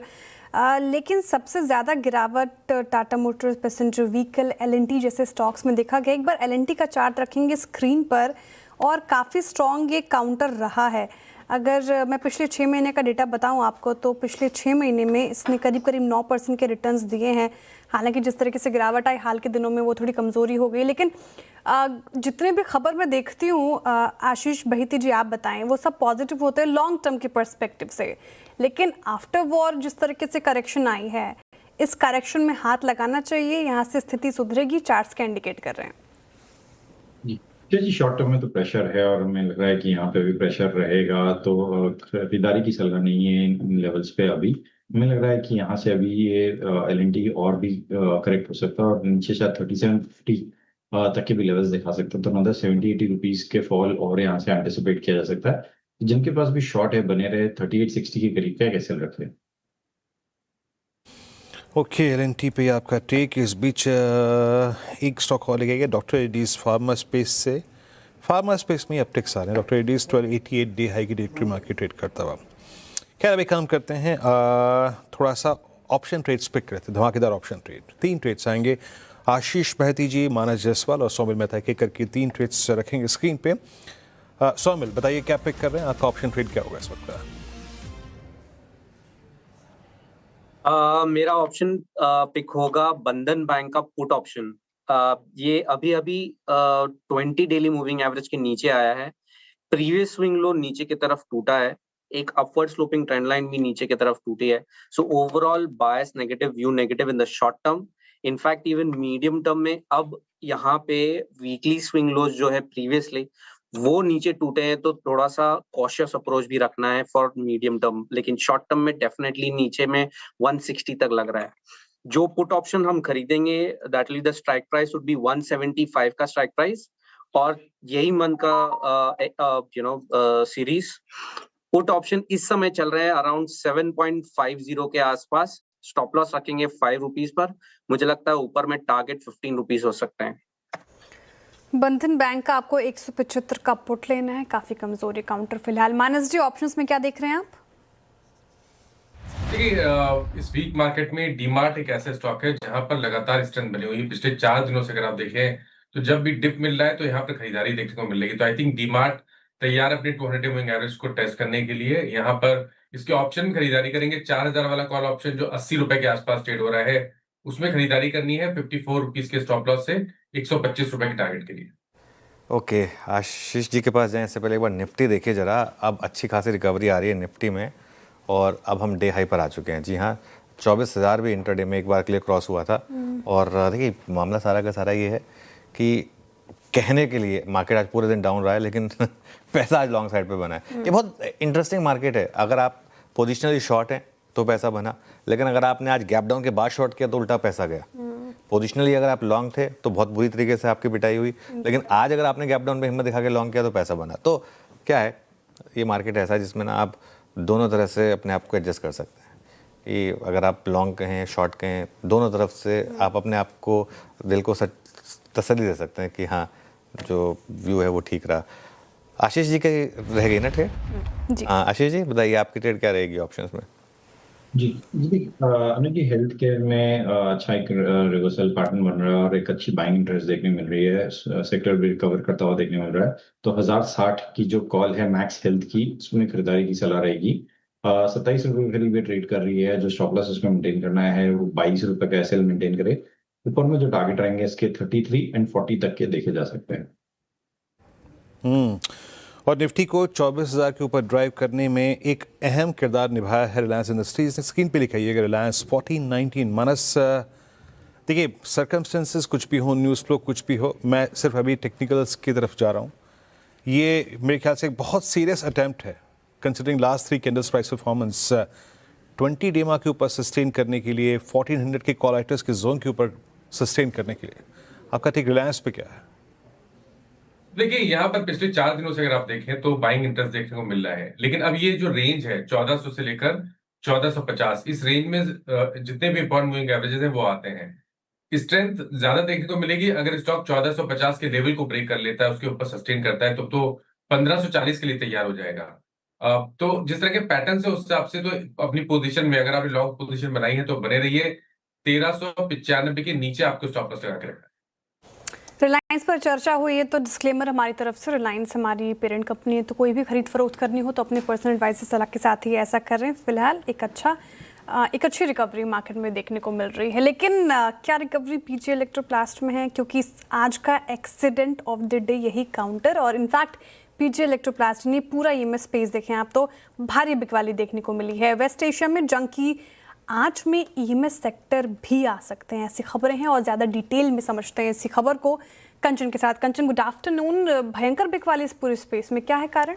जी, आज मॉर्निंग से ही जैसे कि हम डिस्कस भी कर रहे हैं कि जो एलपीजी की सप्लाई है उसको लेके काफ़ी सारे कंसर्न्स हैं, और वही कंसर्न्स हमें यहाँ पे भी हैंग ओवर होते हुए दिखाई दिए हैं। देखिए, गैस सप्लायर से जो एलपीजी की सप्लाई है उसको लेके दिक्कतें जो हैं जताई गई है। हम देख ही रहे हैं जिस तरीके से जियोपॉलिटिकल टेंशन बनी हुई है, उसका सीधा जो डोमिनो इफेक्ट है वो इन कंपनीज में आता हुआ भी दिखाई दे रहा है। आगे चल के जो शॉर्टेज है वो और भी ज़्यादा बढ़ती हुई दिखाई दे सकती है। जो स्टेट ऑफ हॉर्मोज है उसके क्लोजर से भी जो दिक्कत हैं वो सामने निकल के आ रही है। इसके बाद पीजी इलेक्ट्रोप्लास्ट के मैनेजमेंट का कहना है कि इस टाइम पे बिजनेस में कितना इंपैक्ट आएगा ये अभी कहना मुश्किल है, लेकिन इस टाइम पे बाकी की जो सोर्सेज है कंपनी लगातार जोरों शोरों से तलाश रही है। देखिए, इसके अलावा जैसे कि आपने भी मेंशन किया कि जो बाकी की एएमएस कंपनीज है वहां पे एक बड़ा इंपैक्ट आता हुआ दिखाई दिया है, बिकॉज बाकी की जो एसी कंपनीज है उनकी ये काफी बड़ी सप्लायर है। अगर बात कर ली जाए वोल्टास की, ब्लू स्टार की, इसके अलावा हेवल्स की, तो काफी बड़े कंपनीज को जो ये सप्लाई है कंपनी करती है।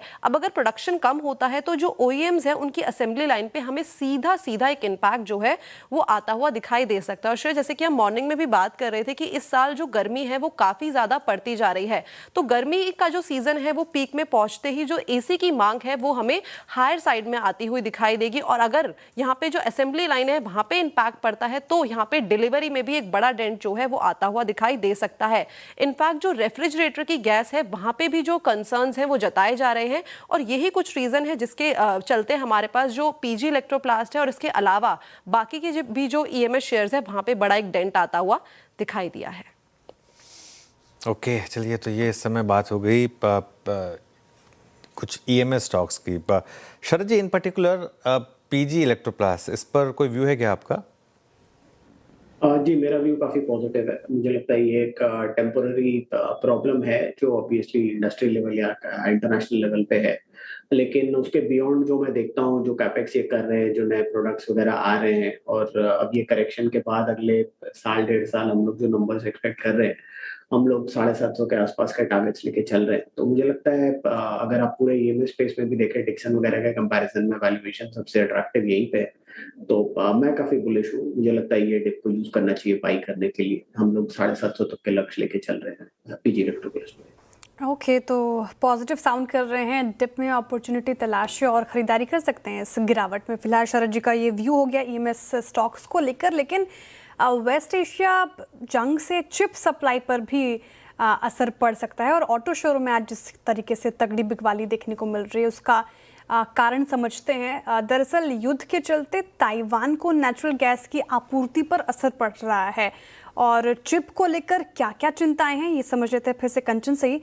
कंचन, चिप की चिंता ये क्या है? जी, ये जो इम्पैक्ट है हमें सीधा सीधा जो ताइवान है वहां से आता हुआ दिखाई दिया है, बिकॉज ताइवान में चिप इंडस्ट्री में एनर्जी की जो खपत है वो काफ़ी ज़्यादा हायर साइड में है। पावर का जो यूजेज है वो काफ़ी ज़्यादा हायर साइड में है। अगर हम टोटल देखें तो देखिए इनका 37% जो नेचुरल गैस है वो कतर से आता है, और जिस तरीके से हम टेंशन और भी ज़्यादा हीटअप होती हुई दिखाई दे रही है, वहाँ से जो कंसर्न्स हैं काफ़ी ज़्यादा बढ़ गए हैं। यही नहीं, जैसे कि मैंने अपने पहले भी लिंक में मेंशन किया था कि स्टेट ऑफ हॉर्मोज से जो ट्रांजिट है वहाँ पे जो क्लोजर है उसका भी इम्पैक्ट यहाँ पे सीधा आता हुआ दिखाई दिया है। अब पावर सप्लाई में काफी ज्यादा जो दिक्कतें हैं वो आती हुई दिखाई दे रही है, जिससे प्रोडक्शन करना काफी ज्यादा मुश्किल हो गया है। इस टाइम पे अगर हम ताइवान के मार्केट की बात करें तो दुनिया के 90% से ज्यादा सबसे एडवांस सेमीकंडक्टर्स जो है वो बनाता है। अगर ताइवान में जो प्रोडक्शन है उसमें 10% की कटौती आती है तो 6 से लेके 8 हफ्ते की जो चिप है उसमें हमें कमी आती हुई दिखाई दे सकती है। मेमोरी चिप्स की बात करी जाए तो वहां पे हमें प्राइस हाइक जो है आता हुआ दिखाई दे सकता है, और ये कोई शॉर्टेज होती है तो बाकी की जो इंडस्ट्री है जो इस पे डिपेंडेंट है वहां पे भी हमें सीधा इंपैक्ट आता हुआ दिखाई देगा। अगर जैसे कि हम बात करें ऑटो इंडस्ट्री की, तो हर कार में यहाँ पे नॉर्मल गाड़ी में 1000 से लेके 3000 चिप्स लगते हैं। वहीं अगर ईवी की बात करी जाए तो 5000 से ज्यादा के चिप्स का यहाँ पे इस्तेमाल होता है। अगर कोई शॉर्टेज आता है तो प्रोडक्शन पे डेंट पड़ेगा, तो प्राइस में भी हमें एक मूवमेंट आता हुआ दिखाई दे सकता है, जिसके बाद जितने भी ऑटो स्टॉक्स है आज आपको देखने को मिलेंगे थोड़े से डेंट खाते हुए कामकाज कर रहे हैं। वही EMS स्पेस में भी जो चिप का यूजेज है वो काफी ज्यादा इंटेंसिफाइड है। यहाँ पे भी जो मुश्किलें हैं EMS प्लेयर्स के लिए वो बढ़ती हुई दिखाई देगी। प्राइस बढ़ेगा तो मार्जिन्स पे भी एक बड़ा इंपैक्ट आता हुआ दिखाई दे सकता है। तो ये कुछ रीजंस है, और इसके अलावा जो टेक इंडस्ट्री है यहाँ पे भी जो हार्डवेयर है उसके ऊपर जो चिप का इस्तेमाल है वो किया जाता है, और इसके पूरे के पूरे इफेक्ट से हमें सारी ही इंडस्ट्रियां टूटती हुई दिखाई दे रही है, बिकॉज ताइवान में दिक्कतें बढ़ रही हैं। ओके, चलिए, शुक्रिया कंचन। तो इस समय ये चिप की दिक्कत वापस लौटती हुई, लेकिन अब आपके लिए बताते हैं एक काम की बात, खास तौर से जो लोग वडोदरा में रहते हैं। जी हाँ, भोपाल में सफल कैंप के बाद अब निवेश निर्णय की टीम 15 मार्च को वडोदरा पहुंच रही है, जहां फोकस होगा निवेशकों और ट्रेडर्स से खास मुलाकात और चर्चा का। अगर आप मार्केट को लेकर उत्साहित हैं और ट्रेडिंग और इन्वेस्टिंग की दुनिया को गहराई से समझना चाहते हैं तो निवेश निर्णय का ये सेशन बिल्कुल मिस मत करें। खासकर इस बाज़ार में तो आपकी समझ ही आपको नुकसान से बचाएगी। और 15 तारीख यानी कि संडे, तो बैक टू बैक संडे हो गए ट्रैवल वाले, है ना। तो संडे को मैं खुद शामिल होऊंगा इस सेशन में आपके सवालों के जवाब देने के लिए। तो अगर आप मुझसे मिलना चाहें और सीधा सवाल पूछना चाहें मुझसे, वडोदरा में अगर आप रहते हैं या वडोदरा के आसपास रहते हैं तो 15 मार्च की तारीख को नोट कर लीजिए। तो मिलते हैं वडोदरा में सारे डिटेल्स आपके सामने, वो QR कोड स्कैन करिए और रजिस्टर करिए। फ्री इवेंट है, याद रखिएगा। तो अगले संडे श्रेया वडोदरा में। अगला संडे काफ़ी एक्साइटिंग होने वाला है वडोदरा में, और भोपाल में जिस तरीके से दर्शकों ने प्यार दिया था और आए थे, मैं उम्मीद करी सर वडोदरा में भी वैसे ही तादाद में हमारे दर्शक सिर में से आवाज़ के और आपके फैंस आएंगे सेशन के लिए। वडोदरा में तो शायद देखिए, गुजरात में तो हमें खैर एक खास ही प्यार मिलता है, सच बताऊं तो।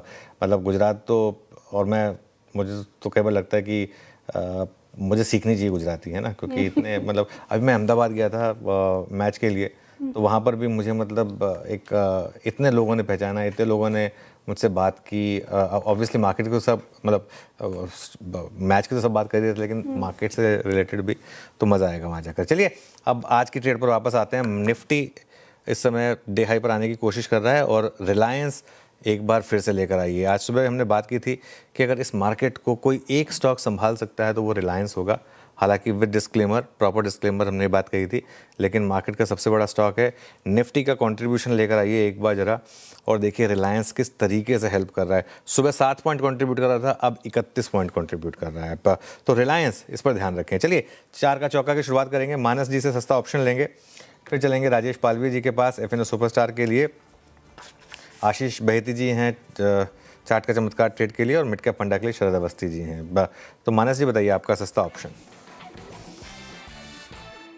तो देखिए, सस्ता ऑप्शन के लिए अपोलो हॉस्पिटल्स के कॉल ऑप्शन में खरीदारी करनी है। आज रिकवरी में स्टॉक ने वापस अपने 10-20 मूविंग एवरेज को रिगेन कर लिया है। तो अपोलो हॉस्पिटल्स का 7800 वाला कॉल ऑप्शन जो 180 रुपए के आसपास ट्रेड हो रहा है, 135 रुपए के स्टॉप लॉस से इस ऑप्शन में खरीदारी करनी है। 275 तक के टारगेट्स पॉसिबल है। ओके, अपोलो हॉस्पिटल 7800 की कॉल। पूरा का पूरा हॉस्पिटल सेगमेंट जो है इस वक्त बहुत स्ट्रॉन्ग मूव प्रोवाइड कर रहा है। राजेश पाले जी, आपका FNO सुपरस्टार क्या पिक कर रहे हैं आप? तो वीरेन जी यहाँ पे अगेन फार्मा स्पेस पे ही फोकस है, और हमें लगता है फार्मा एक स्टेबल स्पेस यहाँ पे देखने को मिल रही है इस वोलेटिलिटी में भी। टोरेंट फार्मा पे बाय करने की सलाह। स्ट्रक्चर स्ट्रॉन्ग है, स्टॉक एक अप स्लोपिंग चैनल में ट्रेवल कर रहा है डेली चार्ट पे। जिस तरीके के सेटअप है, हमें लगता है ये स्टॉक में नेक्स्ट टारगेट जो बन सकता है 4450 4460 की तरफ। On the downside stop loss suggest करेंगे करीब 4340 के आसपास। फार्मा पैक में रिलेटिवली स्ट्रेंथ नजर आ रही है फिलहाल। टोरेंट फार्मा पालवे जी की पिक हो गई FNO सुपरस्टार के लिए। आशीष बहेती जी, आपका चार्ट का चमत्कार। जी अडानी पोर्ट में बिकवाली की सलाह रहेगी। मॉर्निंग में भी बिकवाल थी और 15 और 1400 के टारगेट के लिए शॉर्ट रिकमेंडेड था। मुझे लग रहा है कि इन लेवल्स पे भी इसमें शॉर्ट किया जा सकता है, या जिनके पास शॉर्ट है उसे सिर्फ स्टॉप लॉस को ट्रेल करके नीचे रहा है। अब जो स्टॉप लॉस मेंटेन करना चाहिए वो एक्जैक्टली 1450 का एसएल मेंटेन करे, जो कि फर्स्ट टारगेट था। और नीचे में अब जो रिवाइज टारगेट रहेंगे इसके, वो 1390 और 1360 तक के भी देखे जा सकते हैं इसमें। ओके, चलिए अब चलते हैं मिड कैप फंडा के लिए शरद जी के पास। शरद जी बताइए आपका मिड कैप फंडा। जी, हमारा आज का मिड कैप फंडा होगा टाटा एलेक्सी। ER&D की देश की जानी मानी कंपनी है। प्राइमरीली 3 सेगमेंट्स हैं, ट्रांसपोर्टेशन, मीडिया एंड कम्युनिकेशन और हेल्थ केयर। ट्रांसपोर्टेशन में SDV प्रोग्राम जो चल रहा है सॉफ्टवेयर डिफाइंड व्हीकल का, उसको जैसे जैसे रैंप अप करते हैं उसका फायदा इंप्रूव मार्जिन में और ग्रोथ में दिखना चाहिए। बड़ी डील साइन की है Mercedes Benz, Suzuki, European OEMs के साथ, जिसका असर सामने आने वाले समय में दिखना चाहिए। कम्युनिकेशन में भी $100 मिलियन के आसपास की एक बड़ी डील साइन की है। न्यूरॉन के संग एक नेटवर्क ऑटोमेशन की डील साइन की है। प्लस हेल्थ केयर में भी कुछ GenAI powered regulatory flow workflows वगैरह पे वो काम कर रहे हैं। ये सबका फायदा हमें लगता है आने वाले समय में दिखना चाहिए नंबर्स में। तो अगले साल टॉप लाइन के लेवल पे 12-15%, लेकिन बॉटम लाइन के लेवल पे हमें लगता है इंप्रूवमेंट काफी स्टीप दिखनी चाहिए। तो लगभग 35% जैसी अर्निंग्स ग्रोथ आपको मिलनी चाहिए, और 140 के आसपास की EPS कंपनी रिपोर्ट करनी चाहिए। 40 का मल्टीपल मिलना बहुत मुश्किल नहीं होना चाहिए। तो 5600 के शुरुआती लक्ष्य के हिसाब से Tata Elxsi. Tata Elxsi mid cap फंडा के लिए पिक हो गई शरद जी की। एक फटाफट से रिकैप 4 का चौका का लेकर आते हैं स्क्रीन पर। सस्ता ऑप्शन के साथ हमने शुरुआत की। मानस जायसवाल जी ने सुझाया अपोलो हॉस्पिटल, 7800 का कॉल लेना आपको, 275 के टारगेट हैं, 135 का लगाना है स्टॉप लॉस। राजेश पालवे जी ने भी फार्मा स्पेस से ही चुना है काउंटर, टोरेंट फार्मा है खरीदारी की राय, और 4460 तक के टारगेट हैं, 4340 का आपको स्टॉप लॉस लगाना है। आशीष बहेती जी कह रहे हैं कि अडानी पोर्ट्स काफ़ी वीक नज़र आ रहा है, तो बिकवाली कीजिए 1360 के नीचे के टारगेट, 1450 का स्टॉप लॉस और मिड कैप फंडा के लिए टाटा एलेक्सी चुना है शरद अवस्थी जी ने। यहाँ पर खरीदारी की राय लंबी अवधि की नज़रिए से देख रहे हैं वो फिलहाल। तो ये तो बात होगी, लेकिन कुछ आईटी काउंटर्स में, चुनिंदा आईटी काउंटर्स अगर आप देखें तो स्ट्रेंथ नज़र आ रही है, जैसे कि विप्रो 1% अप है आज के सेशन में। देखिए श्रेया, मैं एक चीज़ बताऊँ, ये सब चीज़ें जो है ना 1% इधर 2% इधर उधर, इससे कुछ नहीं होगा। फैक्ट ये है कि ये सारे के सारे जो स्टॉक्स हैं अभी भी काफ़ी वीक हैं, और अगर ग्लोबल रिसेशन आया तो, और अगर यूएस में अगर और गिरावट आई, मैन मेड गिरावट, तो आईटी में और गिरावट आएगी। ठीक है, तो इसके लिए कोई बहुत ज़्यादा हीरो बनने की ज़रूरत नहीं है। देखिए क्या है ना, अभी मैं कुछ देर में कल की स्ट्रैटेजी पर आऊँगा, लेकिन फ्रैंकली स्पीकिंग अगर आप मुझसे पूछें, अगर मैं इस मार्केट में होता तो मैं क्या करता, सिर्फ जब, क्योंकि क्या है ना, गैम्बल है ये। अब कल गैप अप होगा, गैप डाउन होगा, कौन कह सकता है? कोई नहीं कह सकता इस मार्केट में। खैर एनीवे, एक छोटा सा ब्रेक ले रहे हैं हम, उसके बाद एबेकस एसेट मैनेजर के सीनियर फंड मैनेजर अमन चौहान हमारे साथ जुड़ रहे हैं। Welcome back. मार्केट में एकदम से शार्प रिकवरी आई और अब हम आ गए हैं 24,050 के ऊपर। 400 पॉइंट अभी भी नीचे हैं, ध्यान रखिएगा, लेकिन हैं हम टेक्निकली डे हाई पर।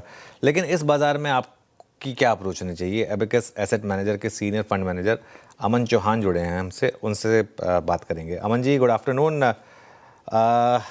क्या करें इस मार्केट में, क्योंकि ये ग्लोबल लेड गिरावट उस समय आई जब हम अपनी खुद की गलतियों से उबर रहे थे, या कहीं ना कहीं एक सेंस बन रही थी कि पिछला अर्निंग सीजन ठीक ठाक था, मार्केट में थोड़ी पॉजिटिविटी लौट रही थी, मिड कैप स्मॉल कैप ने आउट कैप परफॉर्म करना शुरू किया था वापस। उस बीच में ये ग्लोबल जियोपॉलिटिकल लेड गिरावट आई। आप इस एनवायरनमेंट में अपने आप को कैसे नेविगेट करेंगे? फिलहाल तो कोई बड़ा कॉल हम नहीं ले रहे हैं, ना कोई बड़ा बाइंग कोई बड़ी सेलिंग कर रहे हैं। ऐसे गिरावटें पहले भी देखी थी, लास्ट ईयर भी देखी थी जब टैरिफ का इशू हुआ था, उसके पहले जब रशिया वॉर हुआ था उसके पहले भी देखा है। और हमारा ये मानना है कि एक्सट्रीम जब पैनिक होता है तब कुछ नहीं करना चाहिए।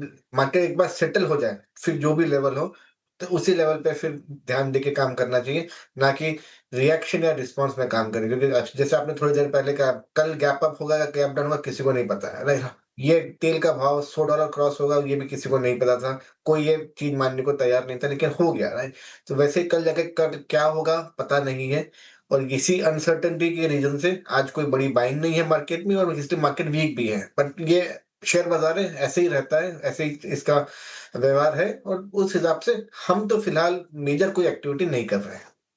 मेजर एक्टिविटी कोई नहीं कर रहे हैं, लेकिन जो एग्जिस्टिंग इन्वेस्टर्स हैं जो इस समय लॉस पर बैठे हैं, वो क्या करें? क्या एवरेजिंग करें, या इस समय बस थोड़ा सा भले ही नया ना लें लेकिन अपनी एग्जिस्टिंग इन्वेस्टमेंट्स को अभी ना लिक्विडेट करें? एक ब्रॉडर उनके लिए क्या व्यू रहेगा? अगर आप इन्वेस्टर हैं और आपके पास कोई शेयर है जो आपने ट्रेड के हिसाब से लिया था, कोई शेयर है जो किसी के बोलने से लिया था, जिसपे आपको कन्विक्शन कम है या आपको आइडिया कम है, वो डेफिनेटली नहीं ओन करना चाहिए। जो भी प्राइस हो, मेरे हिसाब से एक बार वो सब स्टॉक से तो एग्जिट कर लेना चाहिए।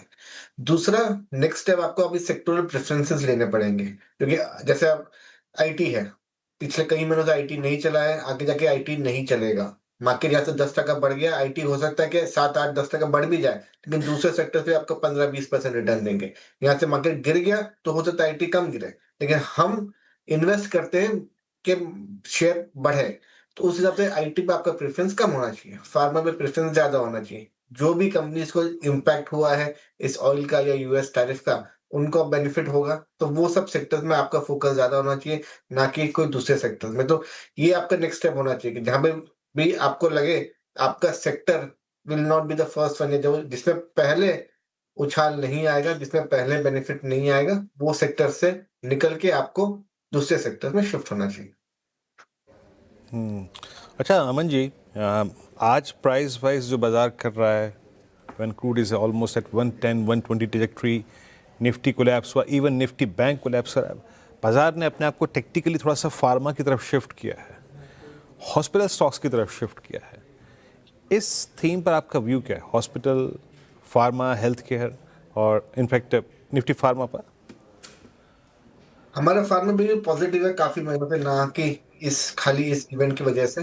ये व्यू इसलिए था कि जो भी डिफेंसिव सेक्टर्स है, कंज्यूमर है जो कि महंगा है, दूसरा आईटी था जहाँ पे पैसा नहीं बन रहा है, इनफैक्ट नेट लॉस ही हुआ है because of global reason, AI के रीजन से।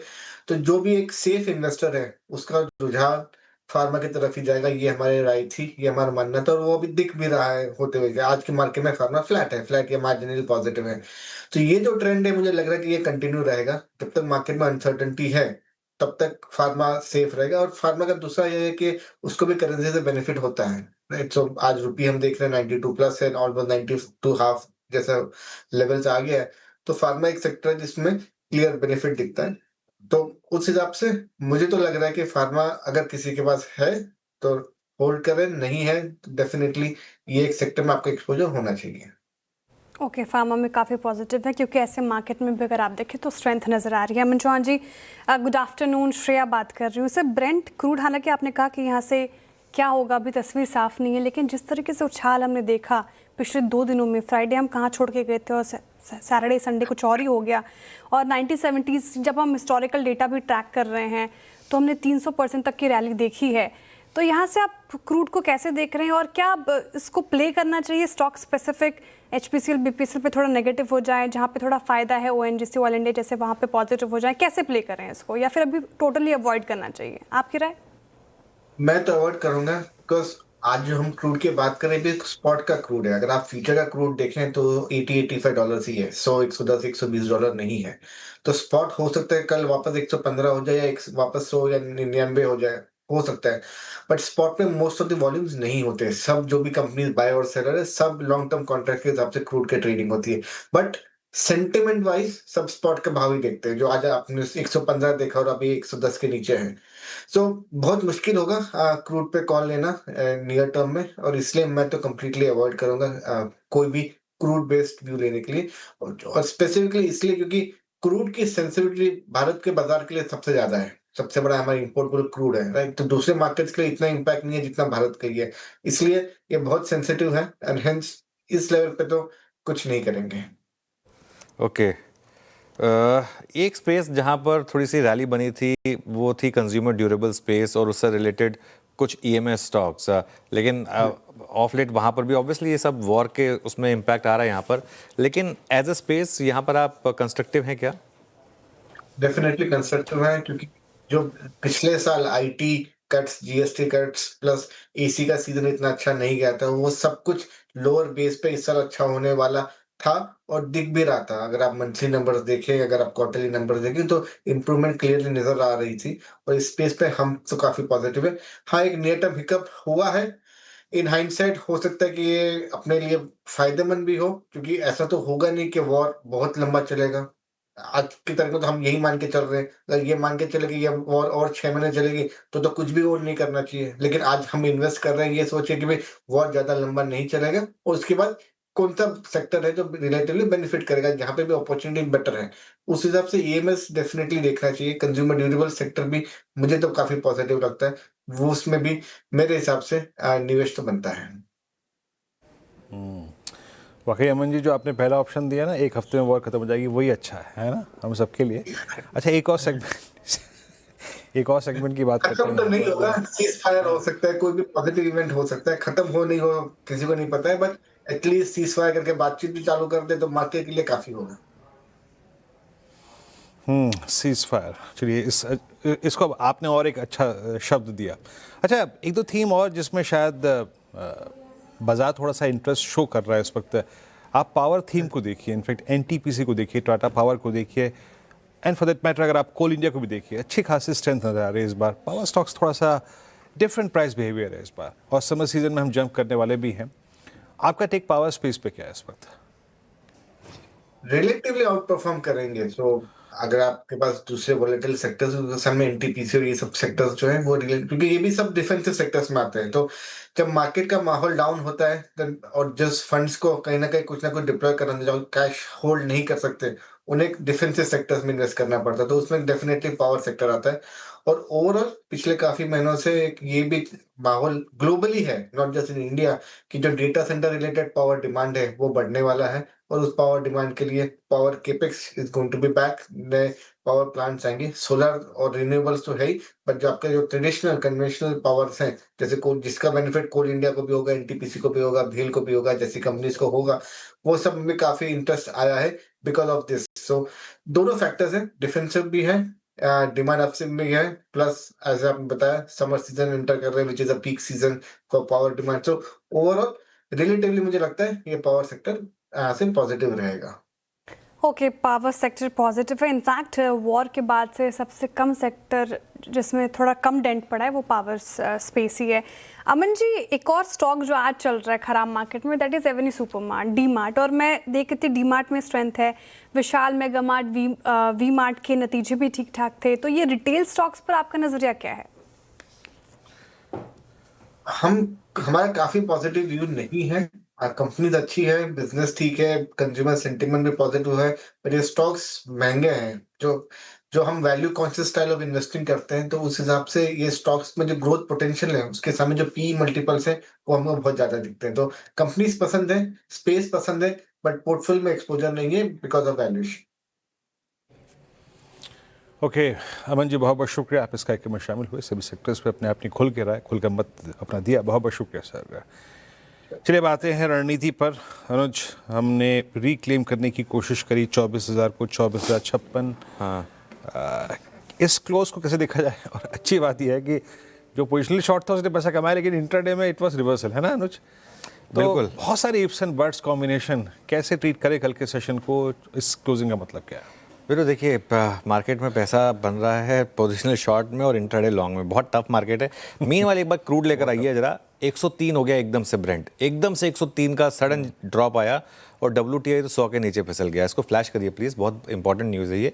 ब्रेंट का भाव अब 103.5 पर है और WTI तो 100 के नीचे आ गया है। डाउ फ्यूचर्स में भी अच्छी रिकवरी है इस समय, और बहुत दिनों के बाद निफ्टी जो है वो डे हाई पर बंद हो रहा है। तो अब तक हम डे लो पर बंद हो रहे थे, अब आज बहुत दिनों के बाद हम डे हाई पर बंद हो रहे हैं, और जैसे मैंने कहा कि डाउ फ्यूचर्स में भी अच्छी रिकवरी है, क्रूड में गिरावट है, तो इसके थोड़ा तो सेंटीमेंट अब बेटर है कंपेयर टू मॉर्निंग। लेकिन फिर वही बात, आज रात को क्या होगा, हु नोज़। आज ये डाउ फ्यूचर्स की रिकवरी सस्टेन करेगी, हम ग्रीन में बंद होंगे या वापस गिर जाएंगे। क्रूड जो अभी वापस 103 पर आ गया है, कल सुबह के हम 95 पर होंगे या 115 पर होंगे। I think it's a gamble, और मैं नॉर्मली गैम्बलिंग प्रेफर नहीं करता, तो इसके लिए मेरा ये रहेगा कि इट्स इम्पॉसिबल प्रेडिक्ट करना कि कल गैप अप होगा या गैप डाउन होगा। सुबह उठेंगे, उसके बाद देखेंगे मार्केट के समीकरण कैसे बैठ रहे हैं। ये चीज़ तो तय है कि मार्केट आपको रोज़ कुछ ना कुछ तो फिर भी ट्रेड दे ही देता है। जैसे आज फार्मा में मिल गई, रिलायंस में मिल गई, ऐसे कुछ ना कुछ तो आपको मिल ही जाएगी। कल निफ्टी की एक्सपायरी भी है, तो इस वजह से इस चीज़ को ध्यान में रखें। नूपुर के पास चलते हैं डीलिंग रूम चेक के लिए। Nupur, good afternoon.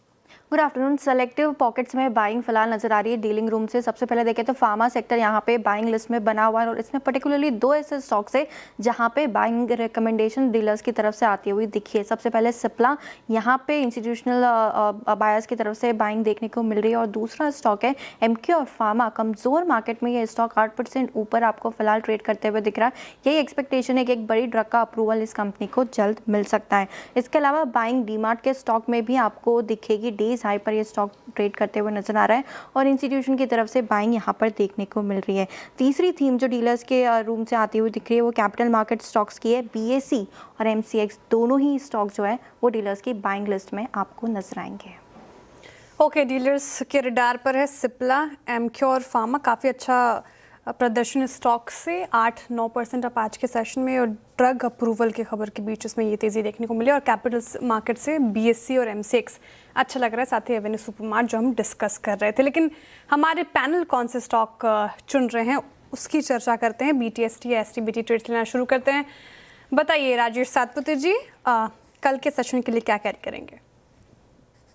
श्रेया, देखिए मैं सेल साइड की पोजीशन रखूंगा। अभी रात को जैसे आप लोग डिस्कस कर रहे हैं कि क्या होगा, तो इतना ही रिक्वेस्ट है कि पोजीशन कंट्रोल में रखें, हेवी पोजीशन मत बनाइए, लाइट रख के काम करना है। JSW स्टील, देखिए इसका स्ट्रक्चर वीक है, आज यहाँ पे एक ब्रेकडाउन है, करीबन 1195 चल रहा है, तो 1200 के आसपास का एक्सटिव रेजिस्टेंस है। 1200 के हिसाब से देखे 1210 का स्टॉप लॉस रख के JSW steel will be a sell. इसका जो टारगेट दिखता है श्रेया, वो रहेगा 1160 का। ओके, मानस आपके कैरी करेंगे?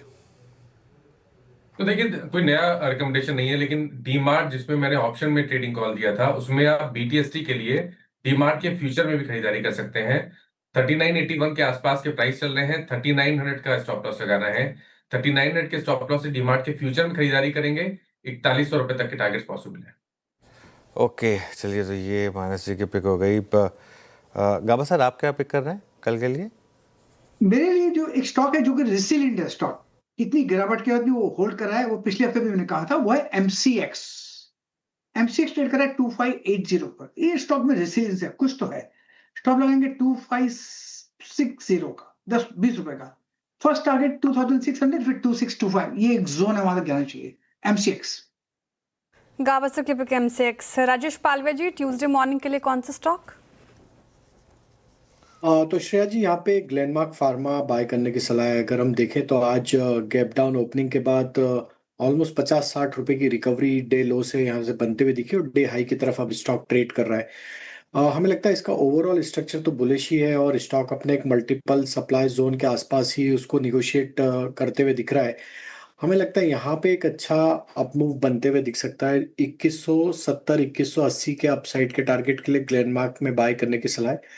On the downside stop loss suggest करेंगे करीब 2090 के आसपास। Okay, Glenmark BTS trade. Saumil, Tuesday morning के लिए आपका ट्रेड? मेरा ट्रेड सेल साइड ही होगा। वीबीएल पर सेल कॉल होगा।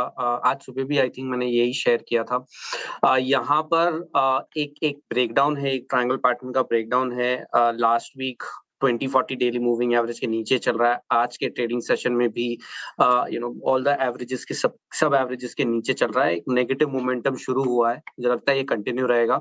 स्टॉप लॉस रहेगा 450 का और नीचे में टारगेट होगा 410। ओके वेदांता, ये पिक हो गई है सोमिल जी की। आशीष बैती जी, ट्यूसडे मॉर्निंग के लिए आपकी पिक? टोरेंट फार्मा में खरीदारी की सलाह रहेगी। काफी अच्छा चार्ट स्ट्रक्चर बना हुआ है इसका। स्टॉक अपने ऑल टाइम हाई ट्रैजेक्टरी के पास में ट्रेड कर रहा है और इस मार्केट में I think pharma as a safe counter cut sector tailwind भी बहुत स्ट्रॉन्ग मिल रहा है इसको।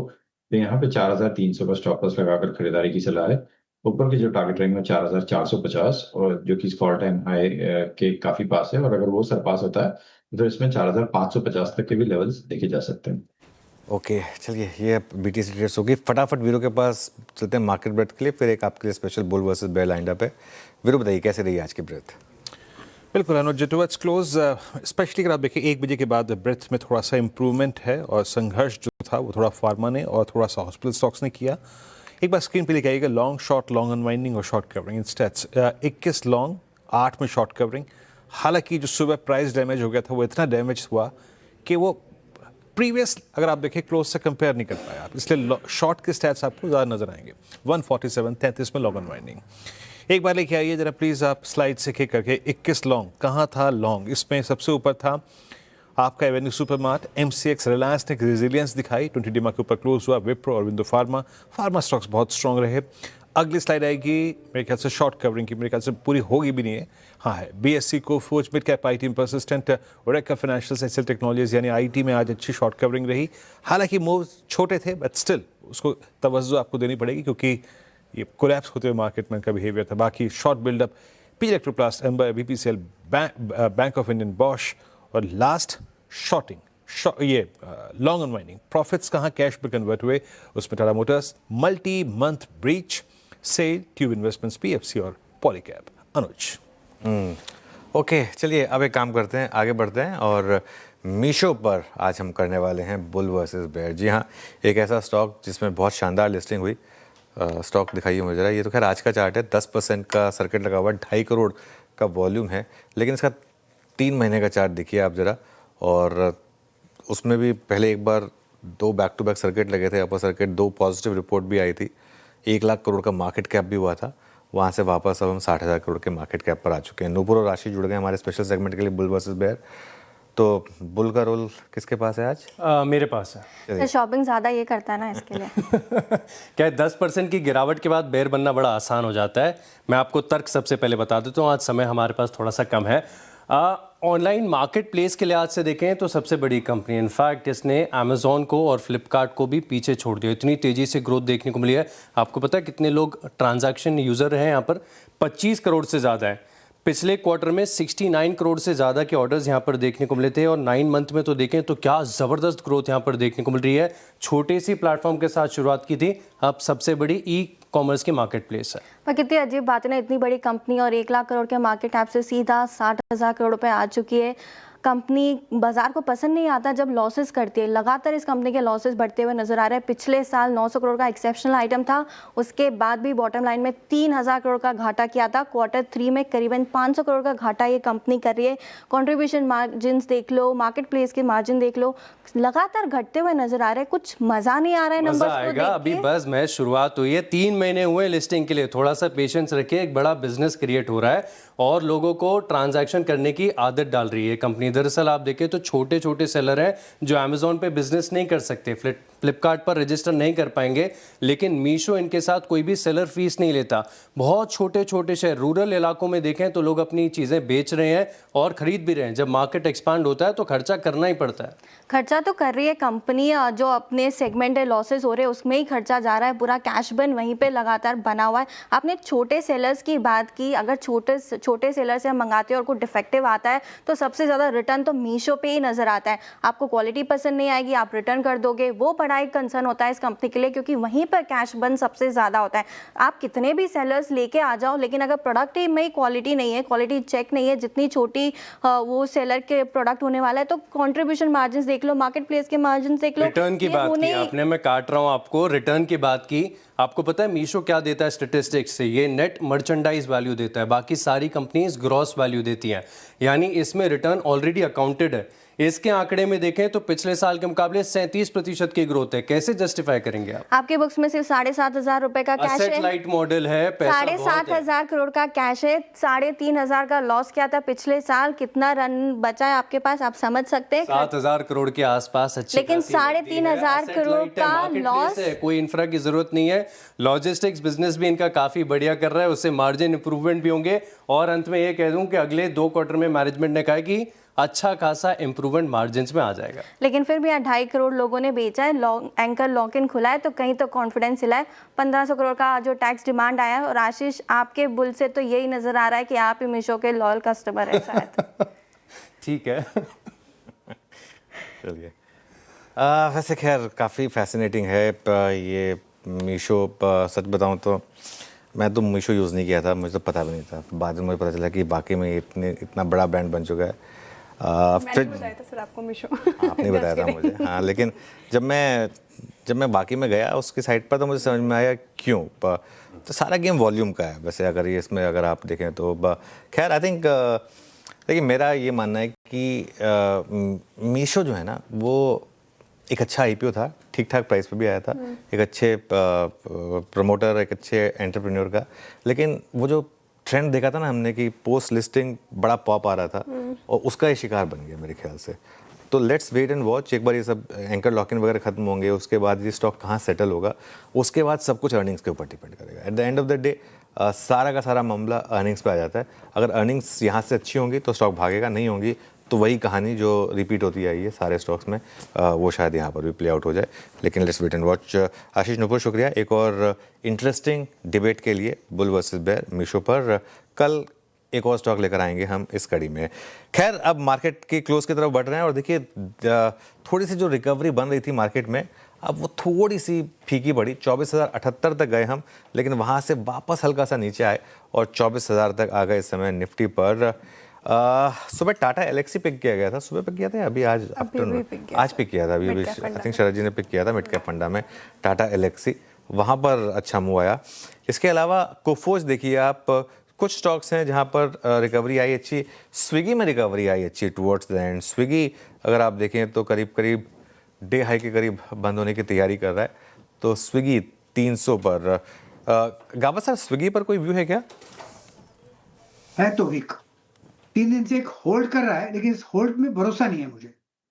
हो सकता है ओपन मिल जाए। अब ट्रेड कर रहा है 302 के आसपास, स्टॉप लगाएंगे करीब 294 का, बन जाए तो 315 तक निकल जाना चाहिए, क्योंकि इस अपमूव में वीकनेस है स्विगी।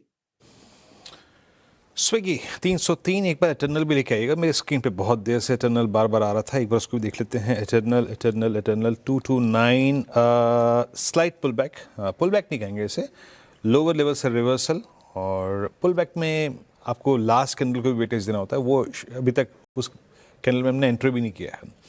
बाकी अगर आप देखें तो आज आईटी में एक अच्छा रिवर्सल रहा, Nifty IT on closing basis flat, but याद रखिएगा गेन कितना किया, 0.8%। मुथूट फाइनेंस यहाँ पे स्ट्रेंथ थी, मैक्स फाइनेंशियल्स में एक रिवर्सल था, मैक्स फाइनेंशियल्स ने अपने 100 डे से एक बहुत स्ट्रॉन्ग रिवर्सल दिया। पर जैसे कि मैं कह रहा था कि एवेन्यू सुपरमार्ट, लेकिन उसके बाद पूरा का पूरा फार्मा और हॉस्पिटल स्टॉक्स ने अगर आप देखें अच्छा मूव दिया। कैम्प्स अगर आप देखें कैपिटल मार्केट थीम में एक बेस तलाशने की कोशिश कर रहा है, कैम्प्स का लो लेके आइएगा। कैम्प्स का लो फरवरी 25 का जो लो था उसको ऑलमोस्ट पैरेलली अलाइंड कर गया। आज ये गिरावट शुरू हुई थी जून 25 से, स्टॉक लगभग 900 रुपये से रिट्रेस होकर आज जो लो लगाया वो ऑलमोस्ट मार्च 25 का लो जो था इसने रिविजिट कर लिया। और शार्प डैमेजेस में आज एक स्टॉक और रखूँगा, एम.एन.एम याद रखिएगा आज सारे एवरेजेस के नीचे क्लोज हो रहा है। आज सबसे बड़ा प्राइस डैमेज चाहती के लिए अगर आप देखें किसी स्पेस में था तो वो है ऑटो, चाहे वो टाटा मोटर्स हो, चाहे वो एम.एन.एम हो, चाहे वो मारुति हो, इन सभी काउंटर्स में आज एक कोलैप्स था। तो ये एक सबसे अगर आप देखें इनफैक्ट आप आयशा मोटर्स को देखिए, ये भी आज एक कमज़ोर ट्रैजेक्टरी में क्लोज होता हुआ। चलते हैं इस क्लोजिंग को देखने के लिए अनुज के पास। अनुज, ओवर टू यू।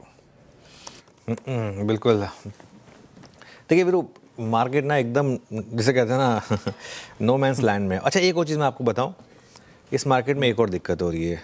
अब आप देखिए इस समय कल की 24,000 की कॉल 200 रुपये पे, सोचिए मतलब, और 23,800 की पुट देखिए, एट द मनी मतलब ओवरनाइट रिस्क देखिए आप। अगर आप किसी सैडल को लेकर जाना चाहें गैप अप या गैप, 400 पॉइंट का मिनिमम गैप अप या गैप डाउन होना चाहिए आपके फेवर में।